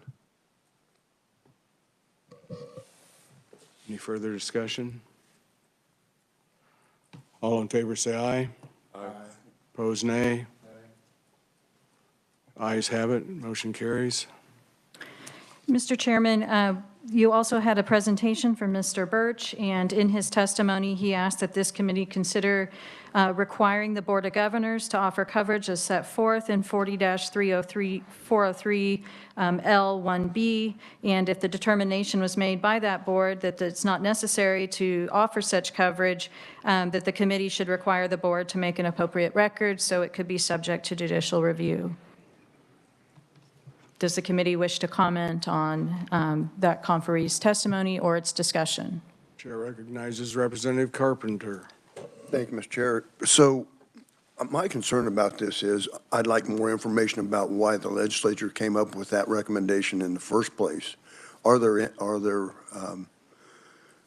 compiling information or to do that in 2021? I have no idea. But I think that it would be difficult for us to make a decision without that information as to why they came up with that in the first place. So we don't have a motion there. Any further discussion? Yes, Senator Blasey. Thank you, Mr. Chairman. Well, much to my chagrin, the legislature gives regulatory bodies, departments, agencies, boards, like the Board of Governors, authority all the time to make decisions, and we have to trust that board to make those decisions. And I think the language that was added, that the Board of Governors shall have the authority to adjust the amounts provided in subparagraph B, is completely adequate to what they're doing in current practice. And so I don't believe that the recommendation made by Mr. Birch should be added in the report. Thank you. Any further discussion? It appears no one wants to make a motion for that amendment. Okay, Mr. Chairman, there's one more area of language that this committee has continued in its report for a number of years. That's the language on page 04 and 05 of the report from last year regarding the fund being held in trust, and simply memorializing some language to the LCC, the legislature, and the governor regarding keeping the fund in trust and the opposition of transfer of any money from the Healthcare Stabilization Fund to the State General Fund. Slaughter, second by Mr. Conrad. It's not the bank of KDOT. Any discussion? Seeing none, all in favor say aye. Opposed, nay. Motion carries. All right, any other language or consideration of the report? Do you wish it to direct it to any particular committees or further language? Okay, Representative Carpenter. Thank you, Mr. Chair. So in regards to APRNs, I'm not sure. I think they should be under this, but I would certainly think that the committee would want more information from other states to try to ascertain what the financial impact to the Healthcare Stabilization Fund would be with APRNs. They are prohibited, I understand right now, from joining the Healthcare Stabilization Fund. We did not make them in that APRN bill. Is that correct? There are classes of APRNs, so they have all sought either coverage under the fund separately or have chosen not to yet seek that. So we have registered nurse anesthetists so they are covered under the fund. There are nurse midwives who were included as part of that 2015 amendment, talking about either the broader class. Those individuals have not. So it is entirely up to those classes whether they seek to become a defined healthcare provider, or they rely on their relationship with either the physician or a hospital, some other larger umbrella entity that may be carrying the coverage. Okay, so an APRN operating by themselves, not under a doctor or anything like that, is not, cannot access the Healthcare Stabilization Fund. They would access it through those other methods. The coverage would be on the supervising or the coordinating physician or the hospital or both, depending on where they practice. Okay. I would like to take a look at the individuals being able to access the Healthcare Stabilization Fund. Okay. Would you like that just to simply be to acknowledge a request to our agency? We can work with the Board of Governors. So in those states that have a similar fund or with those representative associations, just to determine how many would be covered or what a fiscal note would look like? I would. Okay.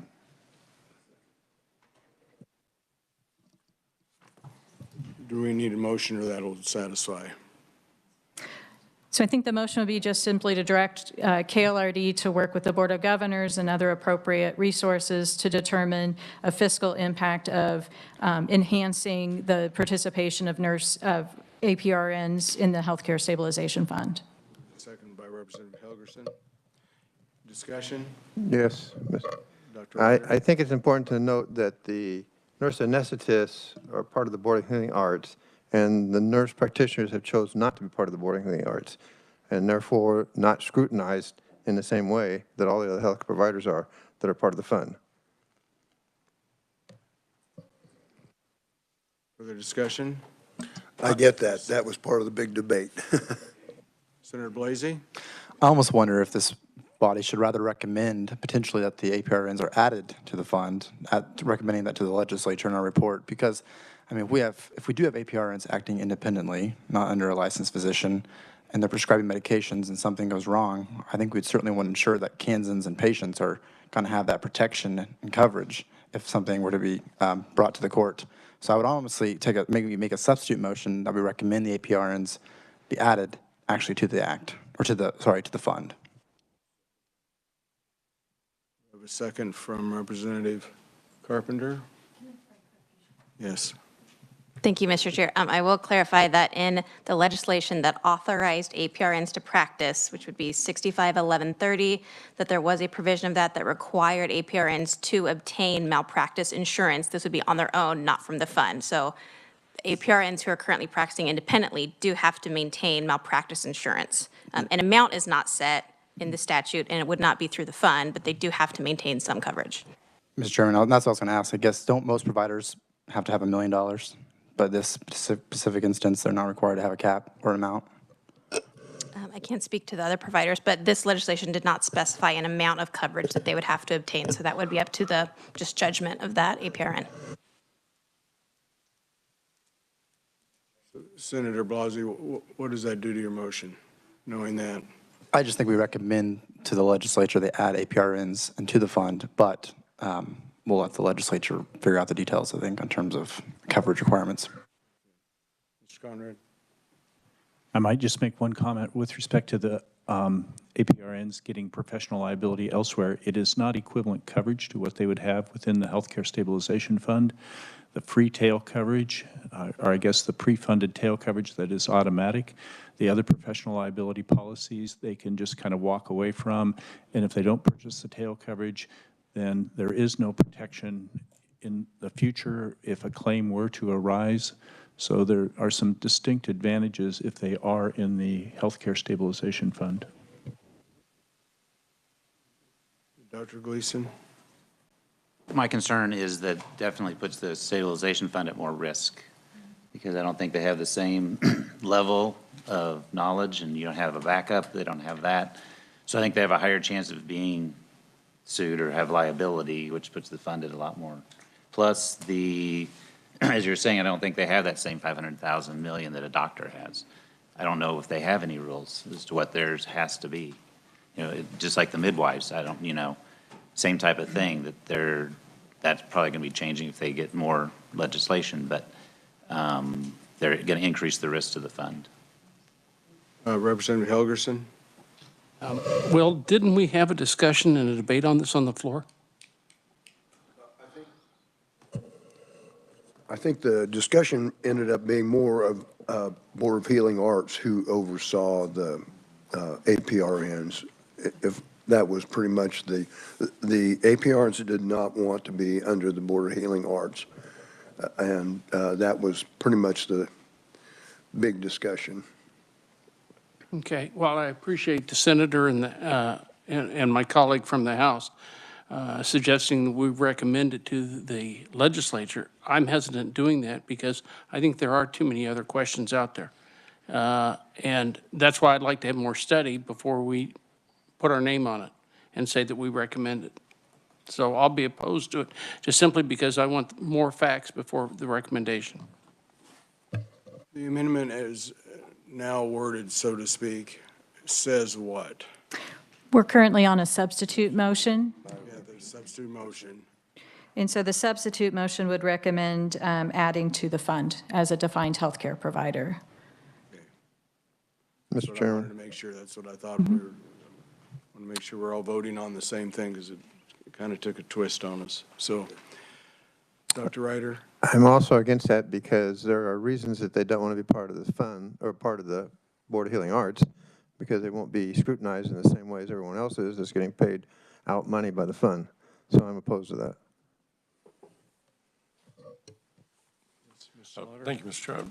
Chair. Perhaps we could kind of navigate this. I think Senator Blasey's point's a good one in that you have a large number of healthcare providers out there providing coverage that where there isn't not a minimum coverage amount required like there is for most other healthcare providers. And it would seem from a public policy standpoint, it makes sense to have some consistency there, and I support that. I also recognize there are a lot of questions about, and I think the truth of the matter is that group of APRNs did not want to be in the fund. They all had an opportunity. Nurse anesthetists came in, certified nurse midwives came in. The APRNs, the largest group of them, did not. Perhaps there are reasons. I think Representative Helgerson's questions about needing more information are relevant. Maybe we could sort of try to get both of those by encouraging the legislature to study that issue of whether they should be included in the fund and just encourage the legislature to take that up. I don't know if that. Senator, would you be open to for a substitute to the substitute? Or? Back to mine, back to what I had, the original motion, my original motion, which was to study it. Sure. I'll withdraw my motion and we'll stick with Representative Carpenter's motion. Thank you. Back to Representative Thank you for that. motion, yes. And I think that we don't know, we really don't know until we study what APRNs and other states and stuff like that have, how much they've impacted health insurance. So I think that we should take a look at that first. So Melissa, one more time. Sure. We are back to Representative Carpenter's motion, and that is a motion that requests more information regarding the practice of APRNs from other states and the potential fiscal impact on the fund if those parties were included as defined healthcare providers under the Healthcare Stabilization Fund. Second still stands. Okay. Very well. Any further discussion? All in favor, say aye. Aye. Opposed, nay. Motion carries. That's it, Mr. Chairman. This committee's report, Well, I just have one to maybe make a recommendation, maybe not to the legislature, but maybe to the fund to go back, since you got to revisit things every once in a while. I'd like to make a recommendation to revisit the 500K minimum for the University of Kansas to see if that's appropriate, because since it was implemented, we have grown from 250 providers on it to over almost 1,100. Not making a recommendation on what bucket does it come out of, but it'd be a nice study to see since it's been the same with such growth. appear to make some sense, with a second by Representative Helgerson. Discussion? All in favor, say aye. Aye. Opposed, nay. Motion carries. Did we do the motion that this report would go to Appropriations, Judiciary, Insurance? Did we make? You have not, but you are welcome to that. We should we not? Okay, Mr. Slaughter moves. Second? Okay, Dr. Concanon. Any discussion? All in favor, say aye. Aye. Opposed, nay. Motion carries. Any further board discussions you want to have here on the committee? I would just like to compliment the staff, Melissa and the whole team here, and that nice gentleman by the computer at the front, thank you. I didn't get your name earlier, but you've done a great job. It's nice to work with this, and the communication's been exceptional. I just like to give credit to the team that's here today. They do a wonderful job for us. Chair would like to join in on that. You're doing a fantastic job of getting prepared and taking care of us. We appreciate that. We have a motion to adjourn. Second by Helgerson. All in favor, say aye. Aye. Opposed, nay. Thank you for your time and help today.